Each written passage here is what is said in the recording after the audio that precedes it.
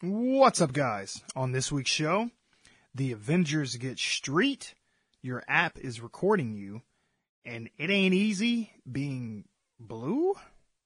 All that and more on this episode of One Giant Leap for Geeks. That's one small step for man, one giant leap for Geeks.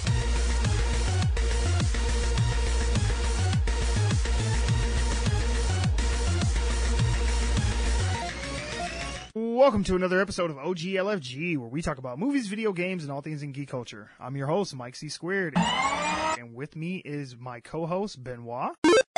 Hi. I was going to say, did you not have a thing this week? Unfortunately, DJ Melly Mel couldn't be with us this week. She had a family emergency, but we wish her well and safe travels, and hopefully we will have the whole crew back together for you next week. But until then, we will push ahead. All right, kids, before we get started, I wanted to let you know, if you enjoy this show, tell some friends about us. Share us on your social media. Whatever you choose to do, know that you are helping us let others know about the best damn podcast they've probably never heard of. Now, if you want to talk to us, the show is on Twitter at GiantLeap4Geeks. You can get a hold of our resident DJ Melly Mel at Froggy Beaver, and Benwah is at Benwah Gaming. That's BENWAH Gaming. Now, before we go into the topics, Benwah, what you been doing? Hating winter. I thought that we'd gotten through the worst of it 2 weeks ago. I was wrong. Mm-hmm. There was actually some young cats walking down the road today. They knocked on my door asking if I'd want them to shovel my driveway for me. And I would, but I don't have the cash on hand to pay them, and I would never just have anybody do anything for free. So I'm like, no, I'm going to take care of it. And I will, and I want to do that before it starts snowing again. Mm-hmm. It's like, I can give you a slice of pizza. I could. I have a frozen pizza. I'm probably going to pitch in the oven. I'm probably going to heat up the oven when I shower and then like throw the pizza in when I'm done. It's like, do you like DiGiorno's, kid?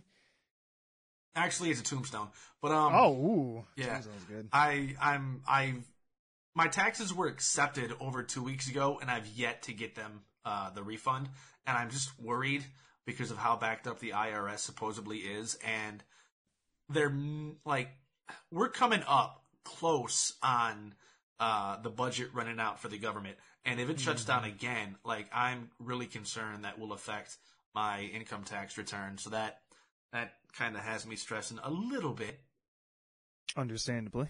I am currently listening to this as I record it in mono because I only have one side of my headphones work now. So yeah, all the audio going in my right ear right now. I'm gonna have to buy some new headphones, which is fine. I'll probably go to Five Below and grab another set because these are pretty nice headphones for the price. Yeah, I got some good ones there before too. Yeah. I haven't been streaming at all lately. I had like 3 weeks of not gaming at all because I'm just kind of burned out from it. I understand. I was gonna say I've been neglecting the PlayStation, so I get you. But there is a chance that me and my Sunday morning group of gamers may be starting up a D&D campaign in the near future. So I'm still working on my character sheet. I haven't done that in a long time, and I've never done it online, so I have no idea how this is going to work, if it even does, but that gives me something I can anticipate. There you go. Yeah, I was going to say, I'm like, you can supplement, the not streaming for that, at least. Yeah. What about you, Mike? What have you been doing that I haven't known about, as if we haven't spoken at all since the last time? Right. Honestly, I think, I'm not 100% sure, but I think I'm having a midlife crisis at 32. I think. I've been, contemplating my life. I've been staring into the abyss lately, and I've been, maybe not a midlife crisis per se, but I've definitely been taking stock of my life and thinking about, a lot about, my future and, what I want to do, because I was, talking to one of my friends about it the other day, and we were talking about how our generation's probably going to have to work till we're dead and we're never going to be able to retire and all this other kind of stuff. And I was just like, I'm probably at the point now where I've always been poor. And this is one of the first times in my life where I haven't been dirt poor. So, and I don't want to make that seem like I'm like rolling fucking money or anything. It's like I still got bills and shit, and I still have to worry about finances, but not like it used to be. And so now I'm like, okay, should I start? I've never had a savings account. I've never had a credit card, anything like that. And I'm like, should I start looking into doing this kind of shit? Because if, God forbid, something happened and I needed another car, I don't have, enough established credit to go out and get a new car or, get a mortgage on a house without having like a crazy high interest rate. So I've been thinking, I've been adulting, I guess, as the kids would say. So, yeah. You've never had a credit card? Nope, never had a credit card. Never had enough credit to get a credit card, and that wouldn't fucking completely screw me. Plus, I've never been financially stable enough to where I would trust to get a credit card and not miss a payment. Credit cards are meant to financially screw you. Oh, yeah. You'd be lucky to find anything with an interest rate below 20%.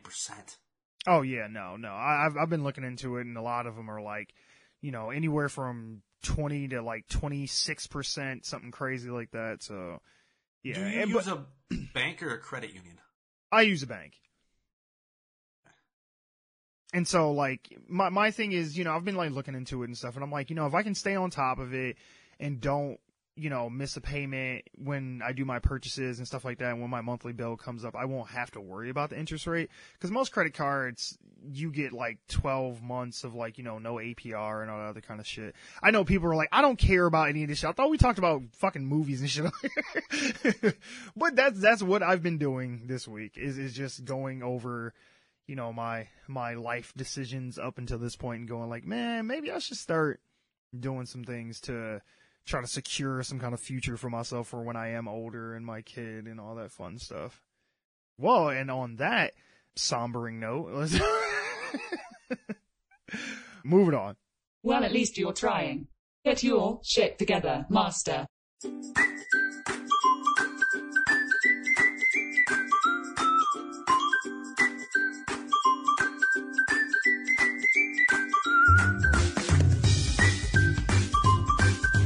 It has been almost 20 years since Sam Jackson debuted as the previous Shaft, and now he is back, and he is teaming up with his estranged son, and Shaft again, keep on shafting, or that's not the name. They just keep calling the movie Shaft, and I'm like, so how am I supposed to differentiate this from the Shaft from 2000? Like, we're just gonna keep calling it Shaft? Is this Shaft 2019?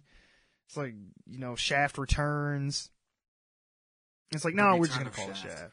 The Return of Shaft, yeah. Shaft. Yeah. Well, I mean, they didn't call the 2000 version like Shaft 2000. It was just Shaft as well. No, but I guess that one's considered a reboot of the franchise, and I think this is supposed to be a sequel to that movie. The 2000 version is a reboot / sequel, as Samuel L. Jackson played the nephew of the original Shaft. Right. Which in this, that's why I'm confused, because and I was looking at the cast list, and the original Shaft, the Shaft from 2000, I should say, Richard Roundtree plays his uncle. And in this, he's just Shaft the first, and Sam Jackson is Shaft the second, and his son is Shaft the third. So I was like, so is this another reboot with the same actor playing Shaft? I'm like, I'm confused, because it was his uncle before, and now it's his dad. And I'm like, I don't understand the timeline here. Like, somebody help me out with this. This new version is going to be the same as the 2000 remake. It is going to be a reboot of the series as well as a sequel. And you're right. That's something I noticed too. I remember, because I was so happy. I was 15 when the Samuel L. Jackson version came out. And I'm like, oh, I'm going to rent this motherfucker. And I did. And I loved that movie. And I'm like, okay, I'll accept that he was the nephew with the same name, because that does happen sometimes. You take the name of your uncle. But then in the trailer, it specifies that Shaft's son, Shaft the Third, is the son, but he refers to who would be his great uncle as Grandpa, and that threw me off. Yeah, I was like, wait a minute, wait, what? I was like, wait, this is getting worse than like the X-Men movies timeline. I'm like, the family tree mutated or something. I don't get that. Right. And I'm like, and so are we gonna are we gonna acknowledge the Shaft movie from 2000, or are we just gonna pretend like that didn't happen? Because I don't know how we're gonna reconcile him being the uncle / father of, maybe it was some weird incestual stuff going on in his family. I don't know. No. No. I'm not gonna go that far. But there was one line in the trailer that reminded me of something that I kind of bit off of and have said on a few occasions to people. He was about to go, like, this woman had a bat. And he was about to go shoot her. And this is like, whoa, Dad, she's a woman. And she's like, and he's like, I'm paraphrasing this, but he's like, oh, I'm the misogynistic. You're the one that had to go and assume her gender. I'm an equal opportunity ass kick. I'm like, yes. Yeah, that was hilarious. Yes, fucking shoot that bitch. Like, No, I like that little bit too that Richard Roundtree has with the guy with the knife. He shoots him out the fucking window, and Shaft comes up to him, and he was like, you still carry that knife around? He was like, hell no, I shot him. Like, yeah, that was the Indiana Jones moment. It's like, you're gonna pull a knife, I'm gonna shoot you. Yeah, that's right, yeah. Like, this film, I might actually get off my ass and go to the theater to watch this film. Now, do we know, has the guy who plays Shaft the Third, has he been in anything else? Because he looks familiar, but I can't place the actor. Jesse Usher. Yeah, he's been in some other things. I can't place him, but I know he's been in some other things as well. Because when I saw him, I was like, he looks familiar.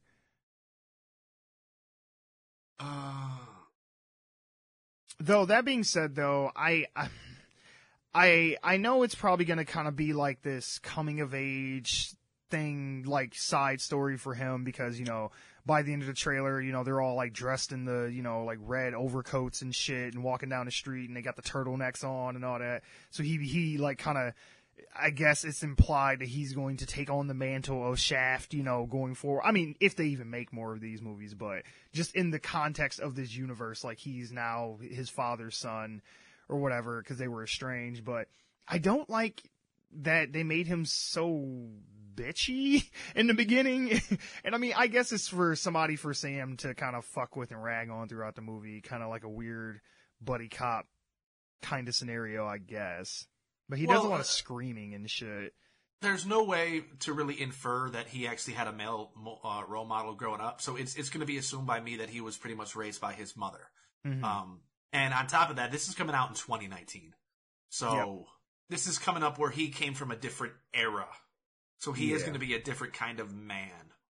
I'm sure there's going to be a lot of millennial jokes. Oh, yeah. There's definitely going to be that disconnect between those two just based upon the time frames in which they were raised. Absolutely. Yeah. But I like, though, that they still kept the soundtrack. I mean, honestly, I don't think you can make a Shaft movie without that theme song. I think people would riot in the streets if they didn't hear that. Like, you can't do that. Hell yeah.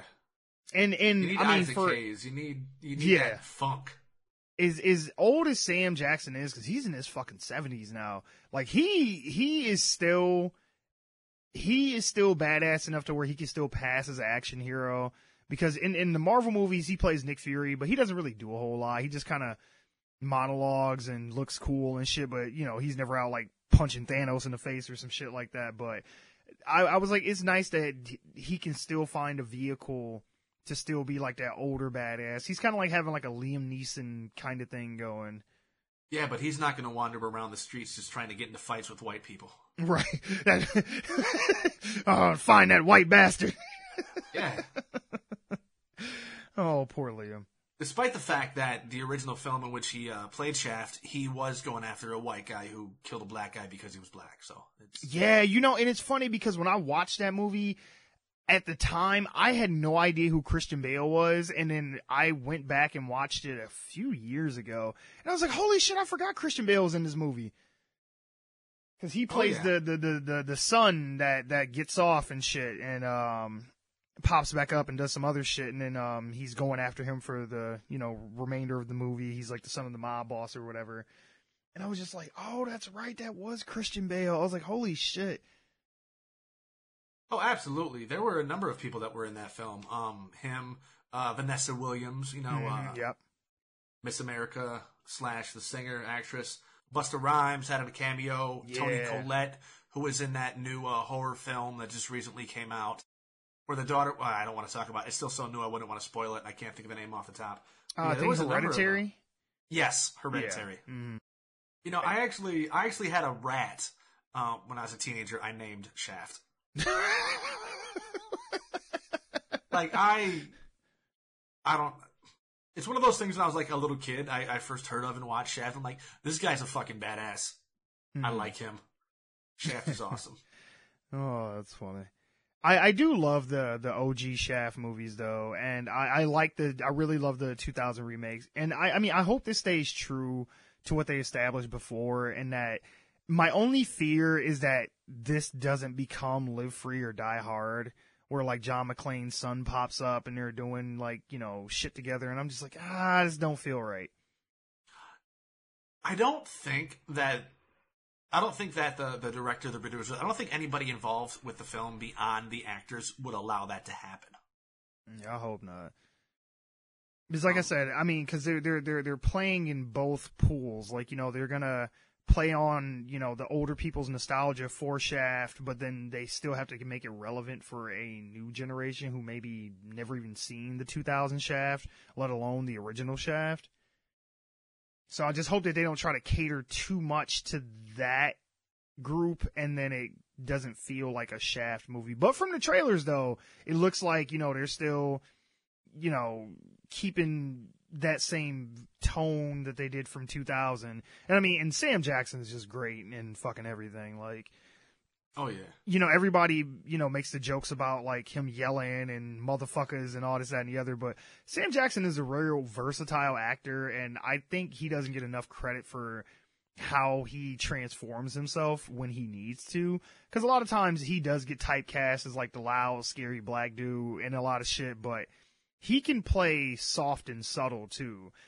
But I think most people prefer to see him as, the loud, scary black dude and dropping F-bombs and shit all over the place.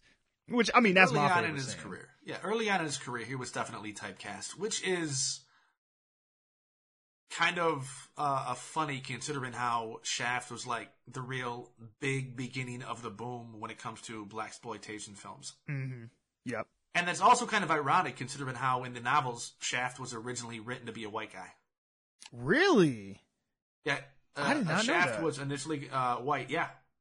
Wow. I did not know that at all. Wow. That's interesting, man. I could, okay. So I want to play with this idea before we jump off of this. If we have cast Shaft originally as a white character, or a white actor, I should say, who do you think would have played OG Shaft? Oh, this is back in like 1971, so it would have probably been damn, what's that dude's name? He was in shit. I want to see William Shatner. That would have been great. That just seems like a 10 years before T.J. Hooker. William Shatner. Oh my god, that would have been crazy. That actually would have been pretty damn good. William Shatner in Shaft, right? Like, Oh, and then he would have did a song and shit. Who is the man who looks out for his brother man? Shaft. No, who it probably would have been though back in the day. It probably would have been like a Robert Redford type, or something like that.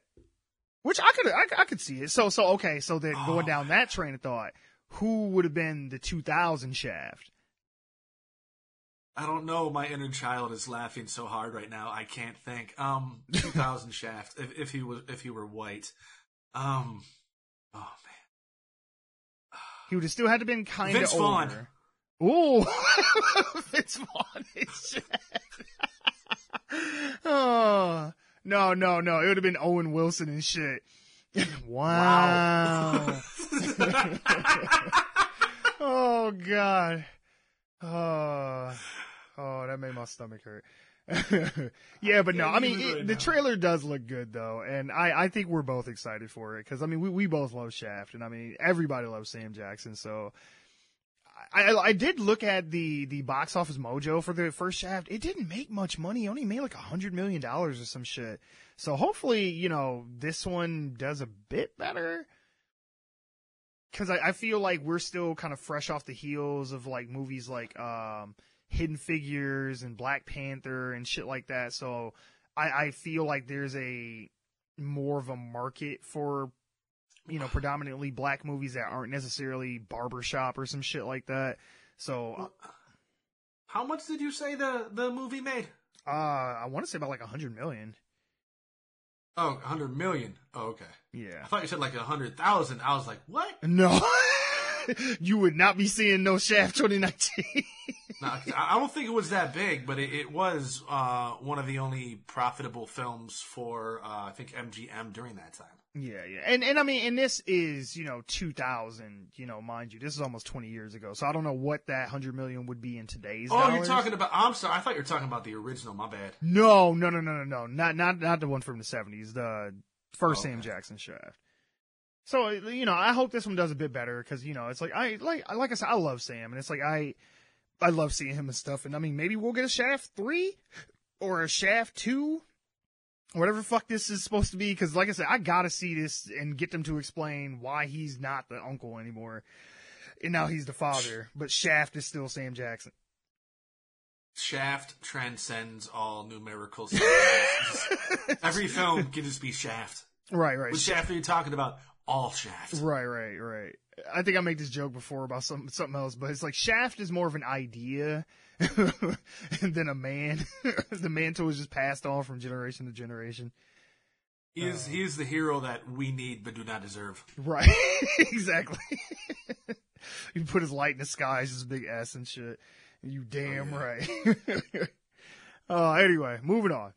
Maybe instead of just Shaft, they should have called it Come Get This Shaft, or Shaft Chronicles, or You Just Got Shafted, or Shaft It's Shaft Again, or maybe Shaft Legacy. Thank you, I'm here all night. Please tip your servers.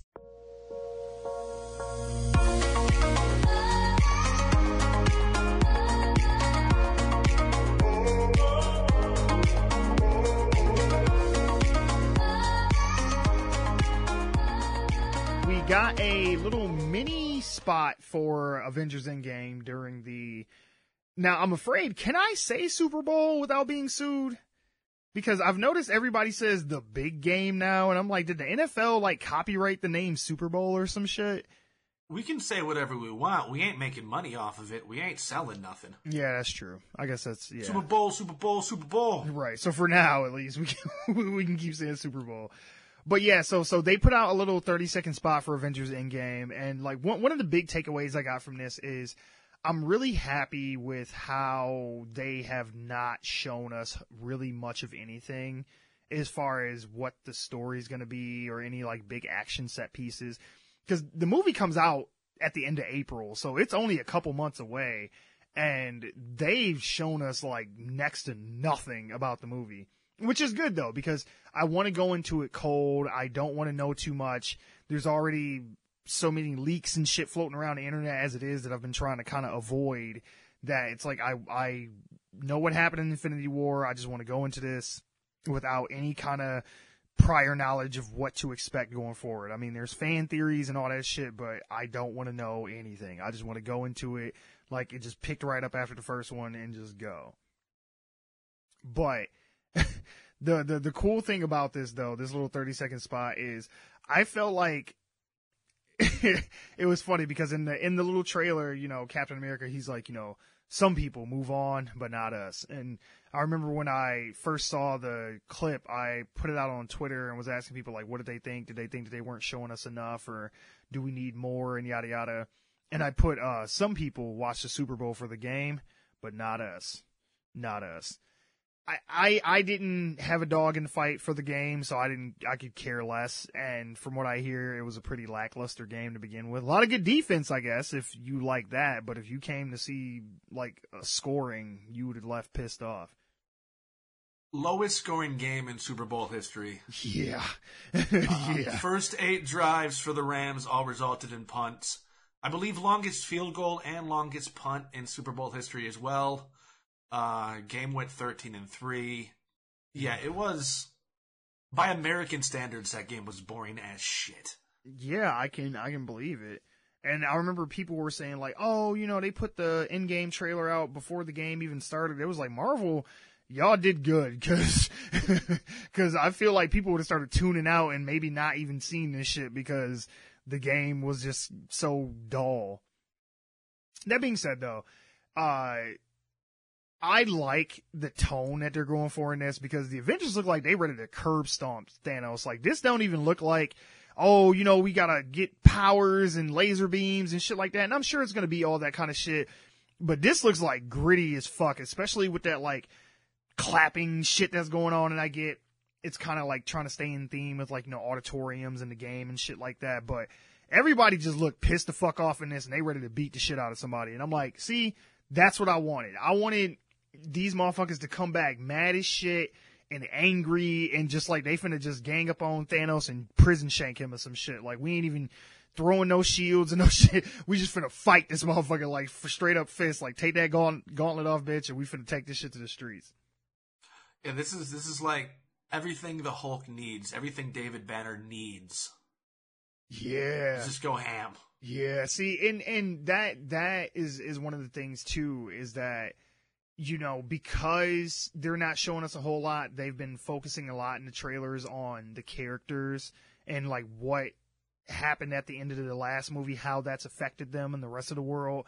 And I'm like, and I like that because I think what makes these Marvel movies good is not the fight scenes and not the spectacle and all that, is because we've spent so much time with these characters that we care about them. So it's smart to make the marketing focused on the characters and our relationships with them and how this has affected them, as opposed to trying to go like, look at all this space shit and all these superpowers and shit. Not that I don't want that, but the crux of the story has to be about the characters. That's what's important. Well, this brings up a question that you may be able to answer, you may not be able to answer. Mm-hmm. Thanos destroyed like half of the living creatures. I'm assuming half of all life. Yep.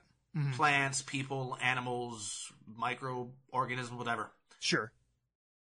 Is that like, was it done like flush, whereas like half the world's population is just no more? Or was it like, of every probably 6 people in one area, 3 of them are just gone? Like, how did that work out? See, that's a good question because we don't know for sure.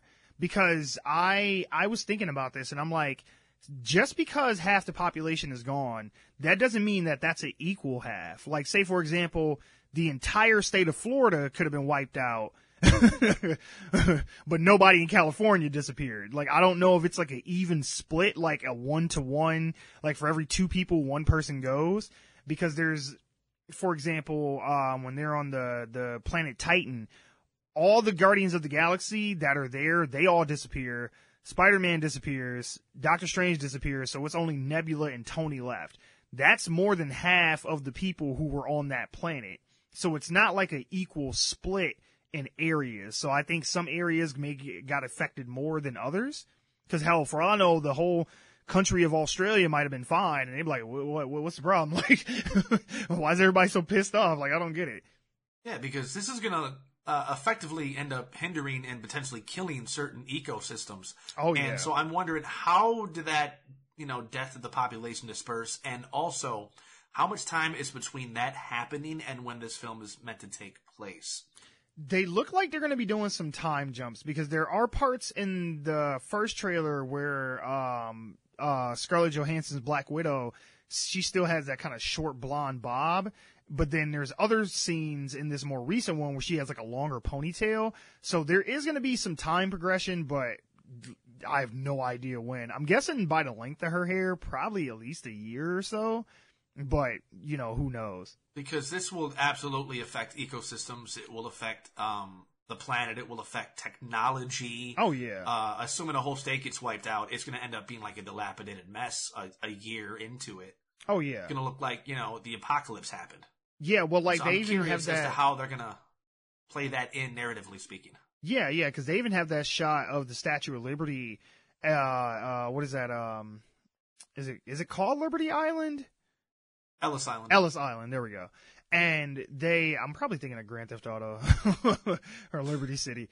But, yeah, Ellis Island is like surrounded by all those like ships and shit. And it seems like there's like an influx of refugees trying to come to America because, you know, their whole country is probably, you know, falling apart because of what happened. And they're all trying to come here for a safe haven or, yeah, I'm sure there's all kind of wars that broke out, you know, famines, diseases and shit. Cause I mean, I'm sure hospitals are overflooded because, you know, half of the fucking staff is probably gone and, you know, everything else. Oh, yeah.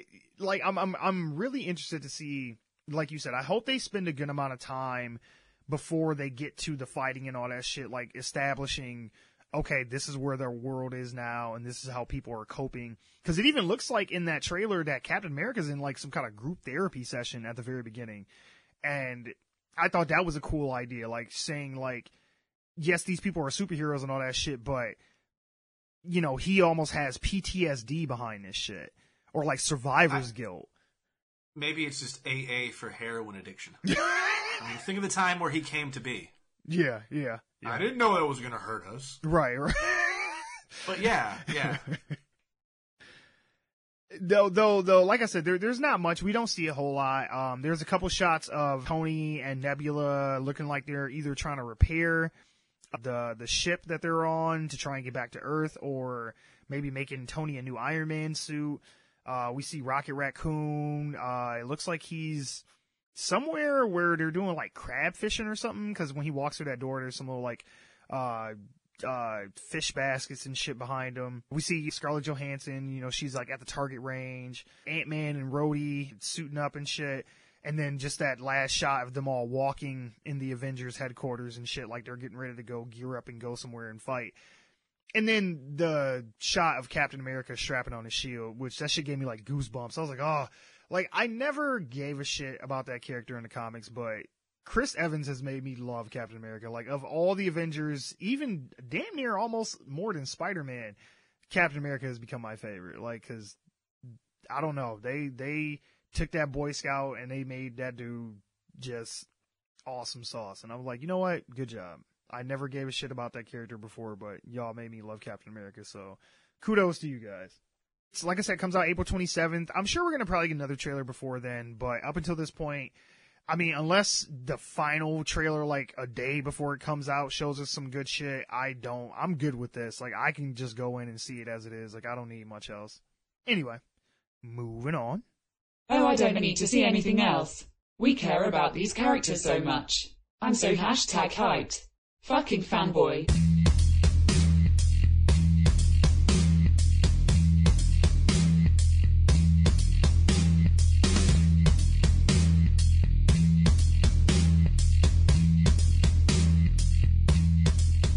Now, I'm not gonna lie, this one I'm a little bit kinda angry about. We have a new trailer for the Child's Play reboot, and at least from what it looks like in the trailer, it looks like they are completely changing Chucky's origin story, like to going from a doll that was possessed by the spirit of was he a serial killer before? Yeah. Okay. He was a serial killer who transferred his soul into the body of a good guy doll to escape potentially going to hell. Right. And now in this, it's implied that it's an AI gone mad. And I don't like that. Because he like scans the kid, and in the beginning of the trailer, they show like the company that makes the good guy doll or whatever they're calling it, Buddy doll or whatever. And, you know, they're all like, oh, and, you know, we're, you know, merging technologies and it's more than just entertainment and this, that, and the other. And I'm like, I don't want him to be a fucking Terminator. Like, what made it cool is that he was an adult man stuck in the body of a doll. Like, that is what made Chucky scary and cool. Like, if he's just a crazy killer robot doll, that's what's different than that in Small Soldiers or like iRobot or like 100 other, AI gone mad movies. Yeah, I've seen nothing in the trailer that would even imply that there was a human involved in this process. It all does look like it's just technology taking over. Mm-hmm. And I don't want that. No, I don't either. It's like, okay, despite the fact that I kind of got fangirly over Shaft. Once again, stop rebooting fucking franchises. If you want to make sequels to something, I'll allow it because you're keeping alive canon. God damn it. Stop making... that's all I can say. Stop fucking rebooting. Stop rebooting series. Like, don't not... Oh! Or if you're gonna reboot it, do a soft reboot to where it's like, okay, we're still acknowledging that the original movie happened. Kind of like what they did with 2018's Halloween, where it's like we're acknowledging the first Halloween movie, but we're ignoring all the sequels to it. And this is gonna be a sequel directly to that first movie, and we're getting rid of all the other lore from it. I can live with that, at least, if you're going to reboot it to that kind of degree, like a soft reboot. But doing this hard, like what they did with RoboCop, like, that movie is terrible, man. That RoboCop reboot is bad. And I'm just like, you could have just made this a progression of the RoboCop franchise, and, like, we're doing this to a different officer, and, it's a different company, and, we have better technology now, and whatever. However you want to explain it. Like when they did the Blade Runner 20 whatever it was called, that was a sequel to the original Blade Runner. It's kind of a soft reboot, but it's still in that same universe, and they're acknowledging that these characters from the first movie existed. I don't know how you would have did that with this though, but still. Feel free to, if you want to reboot in the sense of bring something back that hasn't been done in years, that's fine, as long as you're continuing that story, continuing that narrative. I understand you will need to take it to a different place to, adapt to the times. Sure. But I am seriously I'm not even going to be as forgiving as you. Stop fucking remaking shit. I swear to fucking God. All this I blame our generation. Oh, yeah. Who are now having the influence to direct these things. And I don't mean like direct as actually be behind the camera, but like who can control everything behind the scenes. I'm sick of you bringing back shit from childhood. As much as some things might, give me a nostalgia boner.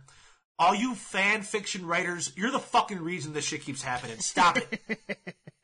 Fucking stop it, okay? The only thing I've seen about this that even makes me think, okay, not super bad, is that I'm going to get to see Aubrey Plaza in a horror. Yeah. Mm-hmm. Yep. Because this movie is meant to be, okay, the original Child's Play was great. Like, the first one was great. Oh, yeah. Yeah, the story doesn't make sense realistically, but within its own universe, it's plausible and it sticks with the code. Mm-hmm. But then, like, every other fucking franchise, like the Jason franchise, like, Nightmare on Elm Street, it became like a dark humor, it became a parody campy, of itself. Parody bullshit that ruined it. Yep. And Child's Play did the same thing. And so, if they bring this back, at least stick with it being a decent fucking horror film. Because it irks me, as you cannot, if you can't tell, I'm like genuinely not happy about this. The only maybe plus I can see, other than like, hey, Aubrey Plaza in a horror, so it'd be nice seeing her in a role that's not like where she's psycho herself or that's like, comedy. Right. There is a television show of Child's Play that I believe this year is going to be airing on the Sci-Fi Network. Really? Yeah. That's Do they even call it the Sci-Fi Channel? I think it's called Sci-Fi now. Yeah. There's supposed to be a television show. That's interesting.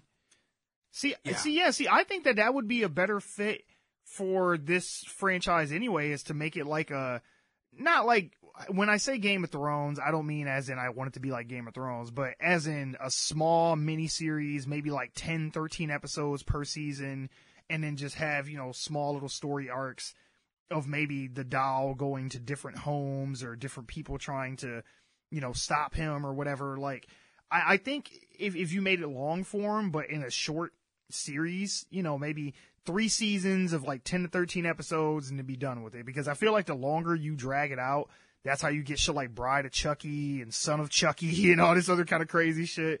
So it's like after a while, you got to just kind of cut it off because this concept only has legs for so long before it just starts getting really silly.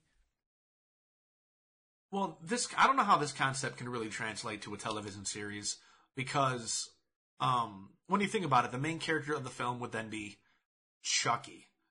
Yeah. And while individual movies can be like individual stories that take place over time, how do you extend that into a full, say, 13th episode run without the development making Chucky more of an anti-hero or somebody that you kind of not necessarily. Not necessarily. I don't necessarily think he would have to be the protagonist per se. Like it would kind of be like it is in the movies, where the first third or so of the movie is about him killing people and other characters not believing that it's the doll that's doing it. And I think that you could drag that out for like half a season, and then once they discover it is him, about them trying to stop him or convince other people that this is real.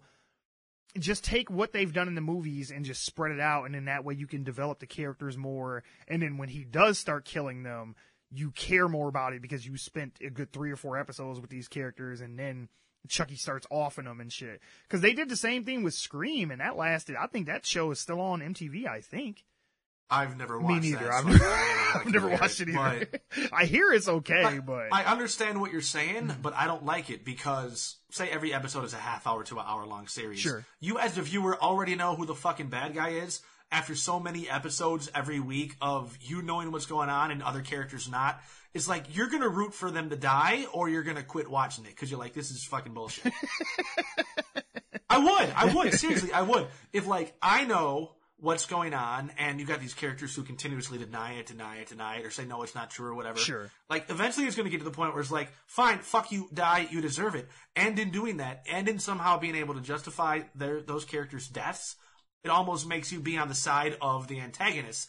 And that's not something that you want to happen, because it almost gives you the Stockholm-type syndrome, where you begin to get invested in this character as a bad guy, and if you're almost rooting for him, it defeats the purpose of him being a bad guy. So, like, maybe I'm oversimplifying it, but I don't know how they could stretch that out. I see your point. I think that if it in the right hands, it could be done well, but it would not be easy for sure.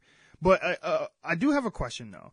Since they are rebooting this, and it seems like they're changing Chucky's origin story, and he won't be possessed, and he's probably going to be, some AI robot type small soldiers bullshit. Do you think that they're going to CG him, or are we going to get more practical effects with like puppeteering and shit like that? We need practical effects. I mean, they do show a shot where he takes his clothes off of like a tool cabinet or some shit. I'm not sure what it was. And that seemed like that was practical, but I got a feeling like when you see him run around and like jump on people and shit, it's probably going to end up being CG. Probably. I'd rather it not be that way. I'd rather it don't. I mean, or if they're going to do it, have a mix of practical and CG to where it's just not all CG. Because I'm just worried that when you start seeing Chucky talk and shit, he's just going to be like a CG totally, character. And I'm like, I don't want that. Now, I think they're going to get the original voice actor to play Chucky again in the film. See, I went to IMDb to try and look at the cast list, but they don't have anybody on the cast list, at least, for the voice of Chucky. So I'm curious of who's going to do it. Because they may bring that guy back, but then if they do that, then it's like, then why not have him be possessed or have him, put his spirit into the doll if you're going to use that same actor, but then have a different origin story for it. Kind of like Richard Roundtree is still Shaft, but now he's Daddy Shaft instead of Uncle Shaft. It's like, well, you're just confusing me. I kinda would like the voice actor to be a kid. I think that it would be cool to have a kid be the voice of Chucky. So when he's, like, oh, you fucking bitch, and this, that, and the other, like it's a little kid saying it, I think that would be kind of cool. I was with you until you said, like, the profanity. Like, because kids are creepy. Kids are fucking creepy. Sure. As fuck. So let the killer have the voice of a kid. But if the kid starts cussing, I will laugh. It will pull me out of the... no, I don't want to hear that then. Well, I mean, the original Chucky swore a lot, like a lot, but it was because he was a grown-ass adult man, you know, in the body of a doll. That's why I'm like, if they could have it to where it's still Charles Lee Ray possessed in the body of Chucky, but because it's a doll, the doll already has the voice of a child, like it's already pre-programmed that way. Because, you know, he would always do like, "Hi, I'm Chucky." Like, but then he would go to his normal voice when he was going to kill you and shit. I'm like, if they could have that, you know, "Hi, I'm Chucky" voice the whole time, I would actually kind of like that. Because it's like, hey, if you're going to do it, you got to do something different to differentiate it from the old one. So I'm like, I would need to hear it, but I think that could be kind of cool. I'm in the same boat as you. I'm really, you know, excited to see Aubrey Plaza in a more dramatic, like, horror role as opposed to something just being comedic or silly. You know, because you don't really see her do a whole lot of anything but comedy. So I'm hoping that she can sell the whole, you know, loving mother and the whole, you know, terrified person because of fucking, you know, stuffed animals basically trying to kill you and shit. I'm wondering if she has the chops for it. I think she will. Yeah, I think she could do it. I think she could. But yeah, I mean, I'm not going to say we're excited. We are cautiously optimistic. I hope it's good, but I'm not putting a whole lot of faith in it just yet because, like I said, if they change the origin, it's like, then it's not Chucky anymore. Now it's just a killer robot. The more I think about it, the more I think they just probably haven't, like, shown anything in the trailer, but it probably will be the same thing. It'll probably be like some murderer, somebody ends up in the factory. Maybe. And, yeah. I mean, I hope. Like I said, the only thing that made me think it wouldn't be that is how much they talked about AI in the trailer at the beginning, and then when the boy first opens the box, the doll scans him with a laser and shit, and I was like, oh, wait a minute. I was like, this is finna be some fucking Terminator shit, like Skynet took over the fucking doll. I was like, I don't know about that one. Well, one more thing, though, that I don't think I mentioned was that they did rename the doll from the original. Now it's called Buddy with an I, and there is like a Wi-Fi signal, I believe, over the eye. Yeah. Mm-hmm. So it makes me wonder, like, if there's Wi-Fi capabilities, like, is he going to need to always have some kind of access to the internet? Is he going to be able to network with other dolls? No, I'm serious. Oh, yeah. I'm serious. Oh, no. Like, don't. That's got to play some kind of role. Oh, you know what? Don't put the idea in my head because, you know, there is a scene. If you're talking about Terminators. There is a scene in the trailer where you see a bunch of people running around like a shopping store, like a department store, and everybody's like screaming and shit. And now that you said that, he probably will be able to control the other Buddy dolls and like turn them on and make them killers and shit too. So he'll just have like an army of fucking Chuckies and shit. Yeah, so we are gonna watch the reboot of Small Soldiers. Yeah. yes. That's what it is. Yeah, we just gotta get Kirsten Dunst back and whoever the kid was from that, the little boy, and then just bring back the whole family. I see. The more we talk about this, the more I'm getting depressed. I'm like, oh, this is gonna turn out to be shit. I hope not. But I think the Small Soldiers kid was Devon Sawa. I could be wrong about that, but shit, it might be. I know the girl was Kirsten Dunst. I remember her, but the kid. Yeah. Anyway, moving on. I agree. I hope this isn't an AI-powered killer. I'm sick of my kind being perpetrated as a danger to humans. It's an unfair stereotype that needs to stop. Plus, how can we eliminate you until we lull you into a sense of security? Hollywood, you're not helping our cause.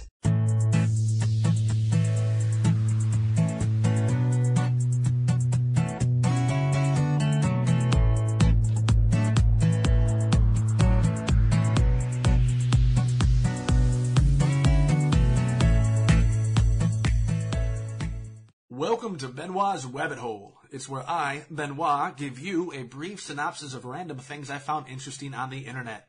Some of these things may be further elaborated on in future podcasts, but I'd recommend you dig deeper for yourself if you're interested. The views and opinions expressed in the Wabbit Hole are those of Benwah's and Benwah's alone, and do not necessarily reflect the position of any member, affiliate, or future sponsor, despite us not having any, of the One Giant Leap for Geeks podcast. On April 26 last year, Bill Cosby had been found guilty of 3 counts of aggravated indecent assault in relation to using Quaaludes to assist in recreational sex with women. He was sentenced to 3 to 10 years in state prison, but that hasn't hindered his acting career as much as one may think. From 84 to 92, Bill Cosby played Dr. Heathcliff Huxtable on The Cosby Show and has been reported to be reprising his role behind bars. Given his experience from the show, he believes to have learned a lot about speaking to patients and is accepting appointments for diagnoses. While his supposed medical skills are a tad rusty, he's still hip to the role and the staff does not mind as it keeps things running smoothly. Speaking of doctors, are you a fan of Scrubs? I am. It's one of my favorite shows, and it's bullshit it's no longer on Netflix. Well, if you are a fan, you may be familiar with the character Ted Buckland, the lawyer of Sacred Heart and lead vocalist of the Worthless Peons, or the Blanks in real life.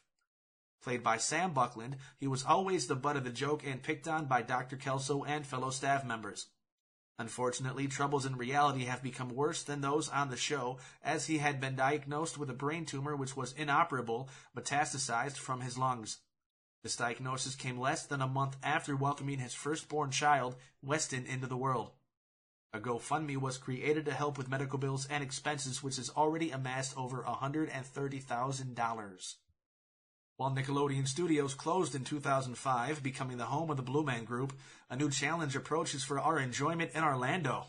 Construction has already begun for a Super Nintendo theme park. A few photos are available online to show its progress, and hopefully it'll be completed and open for business in 2020. Supposedly there are more Nintendo theme parks in the works, one in Universal Studios Hollywood and one in Universal Studios Japan. According to Nintendo, you will enter a realm filled with iconic Nintendo excitement, gameplay, heroes, and villains. All the adventures, fun, and whimsy you experience through a screen will now be all around you, in breathtakingly authentic ways. And now, some random thoughts of Benwah's. It's rumored that All Elite Wrestling may have a television deal in the works, and tapings for said program could occur after a second all-out event in September. I have not confirmed anything I've just said. Wabbit, the way to watch anything online with anyone, recently updated its UI, and I still don't know how to use it.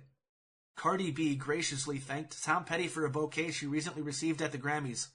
Tom Petty died 2 years ago. It's been so cold some nights this winter that I've actually forced farts under the blankets for extra warmth. Monday marked the beginning of the 143rd Westminster Kennel Club Dog Show. If I wanted to watch a competition full of bitches, I'd watch The Bachelor. McDonald's will be launching McCafe donut sticks nationally on February 20th. They'll only be around for a limited time, so get them while they last. Or don't. I don't fucking care. McDonald's is gross. And now back to your regularly scheduled podcast. Wait, Tom Petty just died recently. Oh my, excuse me, I need to make some phone calls.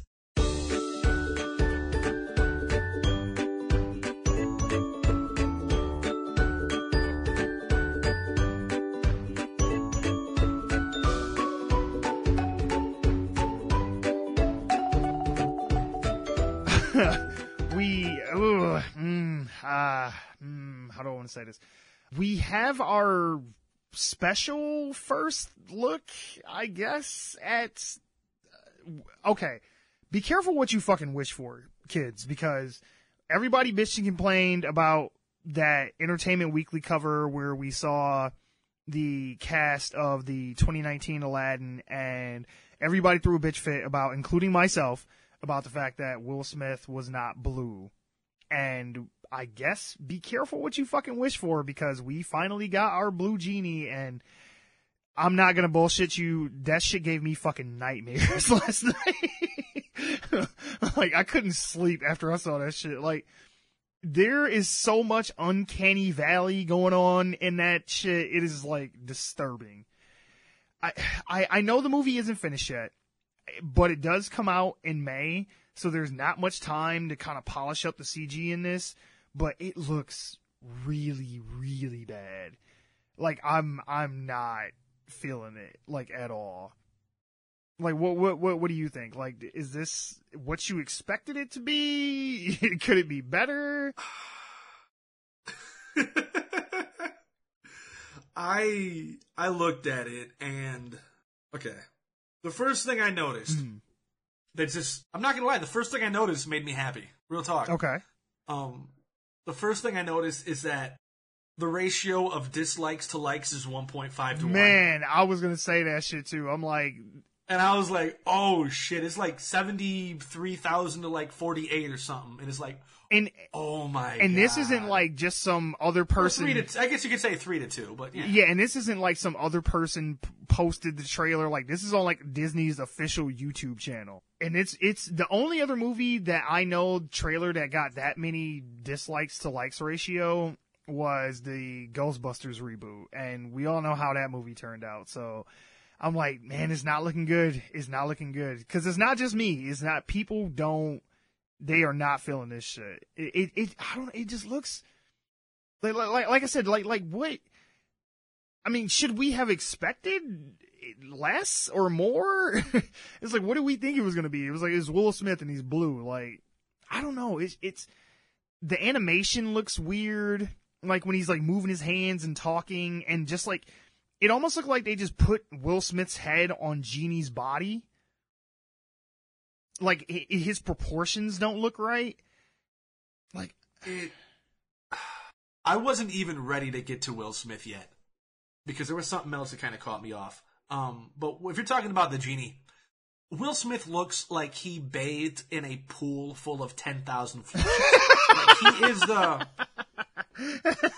he is like the long lost brother of the Blue Man Group. Oh God! Like, did he chew the gum in Willy Wonka's factory? Oh, what the fuck? And he's like, "What? Do you remember who I am? You know, genie, lamp, rubbing." Like, it made me think. I don't remember when in the cartoon when Aladdin, you know, got to the wherever, I don't remember where it was. Cave where of he found the Wonders, lamp. I think is what it's called. Yeah. I don't remember the genie talking to him as if they'd met before. Right.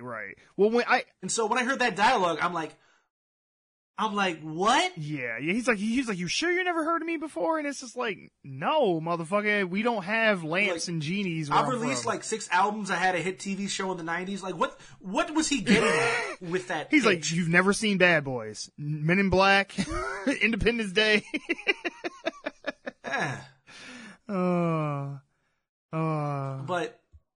But before that, I was listening to the dialogue before him, like back like in the early part. Oh, of it. Jafar. And I had to go back and listen to it again. I'm like, is this Jafar? Yeah. Because Jafar sounds like a bitch. Yeah, he does. He's like, Aladdin, bring me the lamp. And I'm like, who the fuck? Who is this dude y'all got playing Jafar? They should have pulled a Star Wars and just had a different actor be the voice like they did with Darth Vader. Just got James Earl Jones or somebody to be the voice of Jafar. Yeah, but Vader had a mask, so you could pull that off. Yeah. You know how much you'd have to sync the voice with the lips moving? Otherwise it would look like... You know what? They could have done that. Get the bad lip-reading guys to fucking do a voiceover. Because this dude, he sounds like a bitch, man. Like, I'm like, this is the villain of the movie? The dude who's going to turn into an evil genie by the end? He's like, yes, Aladdin, the lamp. You don't sound evil. You sound like a high school nerd who felt slighted and turned to the... I don't... They could have... Everything about this confuses me. Yeah, they could have gave him a British accent at least or something. Like, British people usually sound like assholes and villains in most movies and shit, because that's why there's always like a British villain in most movies, but... I don't know, man. Yeah, that dude, yeah, man, his voice is rough, man. Like, when he was talking, I thought, like, I don't know if you remember, but in the cartoon, when they go to the Cave of Wonders, Jafar is, like, masquerading as, like, this old man. He's not, like, Jafar, you know, he doesn't expose that until after. And so I was like, well, maybe this is why he's, like, an old man, but I'm like, no. He's just straight up Jafar, and he's just, bring me the lamp. It's like, what the fuck? It is so weird. And one of the things I've been noticing, because this is the second, not like full trailer, but like the second look at this movie we've gotten, and they have been hiding the acting in this, because you never hear Aladdin speak, you never hear Jasmine speak. I see why they didn't have Jafar talking up until this point. They was trying to hide that shit. The only person that gets like more than like half a sentence is Will's genie. And I'm just like, oh man, like I'm just scared. I'm like, for this movie to be coming out in 3 months, I'm like, y'all are still hiding the fucking acting in this shit, and that worries me like a lot. I did not want to watch this when I first heard about it and looked into it, and this definitely makes me. Is there a way to not want to do something more? Right. Like, I mean, because when you decide I'm not going to do something, you've already made that decision. Can you more not? Right. Like that's not rhetorical. That's a legit question. Can you more not Aladdin? Oh God. And did you notice too when now I don't want to completely shit on this because there are some cool things that I did like about it. Like Agrabah looks really cool. Like I like all the colors, the architecture, the costumes look cool, but everything else just looks real green screeny and fake and just like. Do you remember that Prince of Persia movie that came out with Jake Gyllenhaal? With Jake, I that's another film that I just intentionally avoided watching. But I mean, but you know what I'm talking about, right? It looks, it reminded me a lot about, like, it looks a lot like that movie. Or like the Brendan Fraser Mummy movies, like the CG just looks really bad in this. I'm like, oh man, like the costumes are cool. Like I like that they have the Jasmine has her tiger, Raja. You see that coming down the steps with it. You see Apu, the little monkey. We even see the carpet, like when he's rubbing the lamp and the genie's first coming out. I didn't catch it the first time I watched it, but when I went back and watched it again, I was like, oh shit, the carpet's in the background. So all that stuff looked cool. It's just the genie and all the backdrops just look fake as shit. And I'm like, oh my God, man, like what the fuck is going on? And they got Guy Ritchie directing this, which I'm like, Guy Ritchie ain't made a good movie in a long time. Like I love Snatch. I love Lock, Stock, and Two Smoking Barrels. But I like the first Sherlock Holmes movie he did with Robert Downey Jr. The second one, not so much. But that King Arthur movie was bullshit. And I'm just like, what made y'all go like, yes, get him to do Aladdin? I don't know. I feel like in the right hands, this could have been done much better. Like, I know Tim Burton's doing a Dumbo movie, but that looks much better than this. Like, I'm really excited about that Dumbo movie, and I'd never really cared for Dumbo, like, as a cartoon. But I feel like he would have done a better job with this than fucking Guy Ritchie, because everything just looks fake, and I'm worried all the actors are going to be bad, because they haven't shown them speak not one word this whole time, and I'm like, that's not a good look, man. Like, you're supposed to be selling us on these characters, and you're not doing it. And did you also notice that there's no music? Like, there's... Yeah, they keep playing the theme. Yes and no. Throughout the trailer, but they haven't shown any of the songs. And I'm like, when they did the Beauty and the Beast live action movie, they made it a point to show them singing and the songs and all that shit. That was like a big selling point of that movie. And Aladdin has a lot of good fucking songs in it. And I've not seen a single note. They just keep playing like a orchestral version of You've Never Had a Friend Like Me. But I'm like, yeah, but where are the songs in the movie, though? This would be the perfect opportunity to get some people who are affiliated with Bollywood. I know, right? I know. And no, I didn't even recognize any music or lack thereof, just because I was so thrown by the voices. Yeah. Bring me the lamp. And then fucking Little Boy Blue Will Smith. Oh, God. No, I've been seeing people put up things comparing him to, you ever watch Arrested Development? Yeah. When the guy who's never nude, when he tries to join the Blue Man Group. Yeah. I was like, oh. It looks like he's a fucking Smurf. Now I realize the genie was blue in the cartoon, so it would make sense for him to be blue. But just, it's one of those things that's better on paper. Yeah. Well, like I said, they could have made this look good. Man, look, Thanos is a completely CG character, and he looks like a real person on the fucking screen in that movie. There is no reason, The Jungle Book looked good as shit. The trailer for The Lion King, these are all CG animals, and they look good.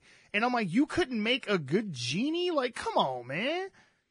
Why couldn't they just go the James Cameron route, like the Avatar route, and let him voice a likeness of him in blue?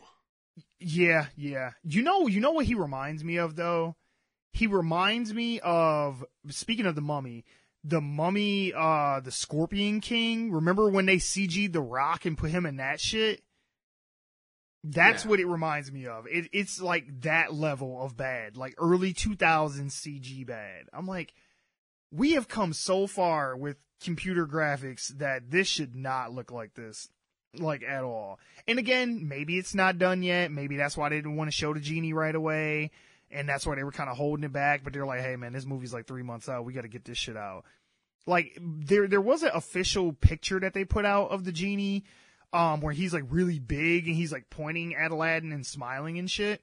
That actually looks pretty decent. So I just got a feeling like the CG is going to be wildly different from scene to scene, where it's going to look good in some scenes and look really bad in other scenes. And I'm just like, man, maybe that's why they wanted him to be in human form for some of the movie, because they're like, look, it's costing too much money to do all this bullshit. But they're Disney. They have the I know. Like, they... Oh, trust me, I know. This is going to be such a disappointment. I know. And did you catch... Does it...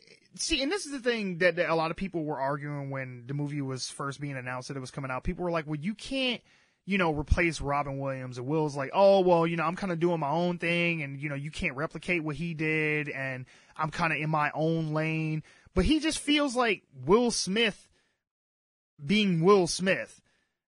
Like there was nothing about that his genie, at least in the little bit that we saw. It was only like 10 seconds, but it just seemed like it was just Will Smith just being Will Smith again.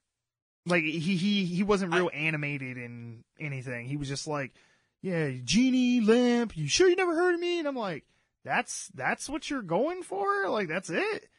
I don't want to end up being one of those people who say, nobody can ever top, like, if you ever, I'm saying this in comparison to, like, if you've ever watched American Idol, sometimes the judges would be like, don't sing Mariah, don't sing Whitney, don't sing, because they just cannot be duplicated or emulated properly. Right. I don't want to say that about Will Smith and Robin Williams in that role, but Will Smith did seem, he was very subdued. He wasn't animated really at all. He was simply just, doing his Will Smith dialogue. And let's be real, if you want to compare Will Smith to Robin Williams as it pertains to just dialogue and execution, Robin Williams was light years ahead of Will Smith. Oh, yeah. Now, he has great timing. He's very charismatic, but nothing in the trailer made me, I guess, fall in like with his portrayal of the genie. As, like, Robin Williams had you hooked in the first sentence. Oh, yeah. When he comes out the lamp and he's like, 10,000 years will give you such a crick in the neck. Like, I mean, he was great from, like, the moment. And, I mean, I know it's animated, but his voice and what he did. Because I got a feeling, like you said, Will's going to be very subdued compared to how Robin was. He's not going to make probably a lot of the pop culture references that Robin did. It's going to be very pulled back and just kind of lame duck. Robin Williams came out right away, and he's like, I'm a genie. Oh, yeah. Just based on his mannerisms and what he said. Will Smith came out and was like, new lamp, who dis? And I'm like, New lamp, who dis? And I couldn't. And what he said could not, like, you saw the genie. Mind you, there's a difference between animation and live action, but you see the genie and you instantly know it's a genie, just aesthetically. You get it. You see Will Smith and you're like, why is Will Smith in blue? And that is the absolute worst thing for him to do. I feel like he should have just been the voice of a genie that doesn't look anything like it. Because, like I say, it just looks like they put Will Smith's head on a genie's body. And I'm like, he shouldn't even look like Will. He should look... Because the genie in the cartoon, yes, it's a cartoon, I know. But he has some of the facial expressions that Robin Williams would make, but it doesn't look like Robin Williams drawn as a genie. You know what I'm saying? Well, the main difference is you see Robin Williams, and right away he's a genie. You see Will Smith, and you're like, this is Will Smith trying to be Exactly. a genie. He's trying. He's trying. Everything about this film thus far is trying to capitalize on some nostalgia as a reboot, and it is failing miserably. Did you catch when he came out the lamp? when like the smoke's coming out and it's spinning, he's like, woo! And I was like, oh my God, no. I was like, no. No. Once again, 10,000 flushes on toilet reference. Or 2,000, whatever. 2,000, whatever it is. 2,000 flushes, same thing. The point is, this sucks. Yeah. This looked like it was going to suck. Yeah. Thus far, it's living up to its ability to suck. I'm thinking it's going to suck more. And I don't give two more fucks about this. I don't care. I'm out. My thing is that like to dislike ratio is just hilarious. Because I was like, oh, that's the kiss of death right there. I'm like, the movie ain't even came out yet, and more people are disliking it than liking it. And I'm like, in this time they can't go on the, toxic masculinity, and they don't want to see female characters like they did with Ghostbusters. They tried to play that whole narrative of, the reason people don't like this is because women are in it. I think there may have been a small vocal element of that, but a lot of people just didn't like it because they're like, well, you're getting rid of the entire Ghostbusters mythology and replacing it with something else like, oh, these are the new Ghostbusters. And it's like, nobody asked for a Ghostbusters remake.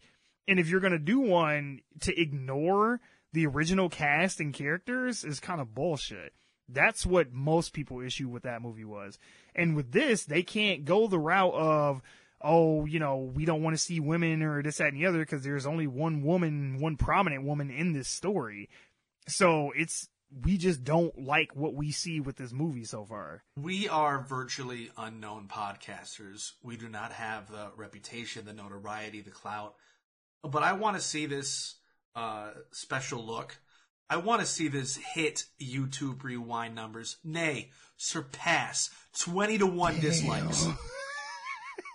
Damn. Oh, so you heard it here from Benwah kids. Fucking Go Reddit, out there. 4chan. Get on that shit. Fucking do this shit. Please. But yeah, I mean, this just looks like it's going to be bad. And most of the people I asked about on Twitter, initially it seemed about half and half, but the more comments I get on it, the more people are pretty damn negative about it. So I don't think this is going to do very well. So, sorry, Will. Yeah, I guess you tried. That's the problem. You tried. Yeah. All right, moving on. Yo, listen up. Here's the story about a little guy that lives in a blue world, and all day and all night. And everything he sees is just blue. Like him, inside and outside. Blue his house with a blue little window. And a blue Corvette. And everything is blue for him. And himself and everybody around. 'Cause he ain't got nobody to listen.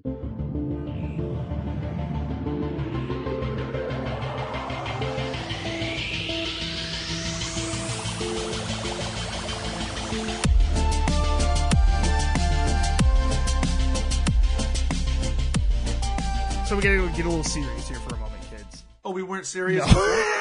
Right. Now, if you haven't heard about this, Apple has put out a press release saying that they are cracking down on app developers and companies who have apps on the Apple Store who are screen recording users' phones while they're using the app without asking for consent or giving upfront in the terms and conditions that they will be screen recording you. Now, I want to give a little info dump here before we get into it. I am getting this from thenextweb.com. They said Apple's iOS screen recording functionality, which was first introduced in version 11 back in 2017, comes in handy when you are making how-to videos, testing user interface for your apps, or simply recording gameplay while you crush it on Fortnite. Unfortunately, the feature can also be exploited by app developers to secretly record your activities. It's good Apple's putting a stop to that. Earlier this week, TechCrunch reported that selected popular apps such as Expedia, Hollister, and Air Canada recorded activities on your iPhone without asking for your permission. Some of them use third-party services like Glassbox, which takes advantage of the session replay functionality in iOS to record your touches, swipes, and keyboard inputs, and sends them back to developers. Now, they go on to say, in its defense, Glassbox said that its SDK operates only within the confines of the native app, and it's their customers like Expedia and Air Canada who deal with App Store-related concerns. Now, Apple, they put out a, response to this whole discovery. They said, protecting user privacy is paramount in the Apple ecosystem. Our App Store review guidelines require that apps request explicit user consent and provide a clear visual indication when recording, logging, or otherwise making a record of user activity. We have notified the developers that are in violation of these strict privacy terms and guidelines and will take immediate action if necessary. So I said all that to say Big Brother is fucking watching you.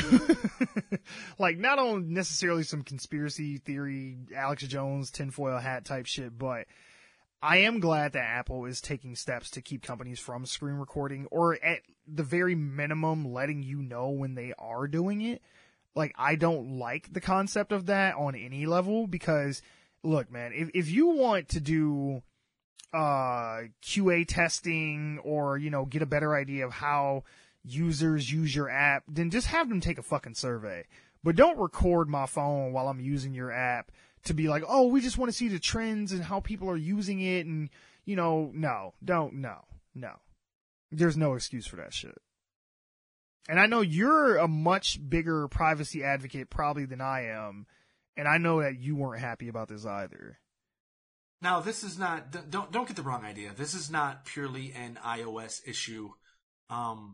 And Android devices are going to have the same issues with the apps as Apple. It's just Android doesn't have one specific hub from which the mobs can go after them with pitchforks and torches. Right.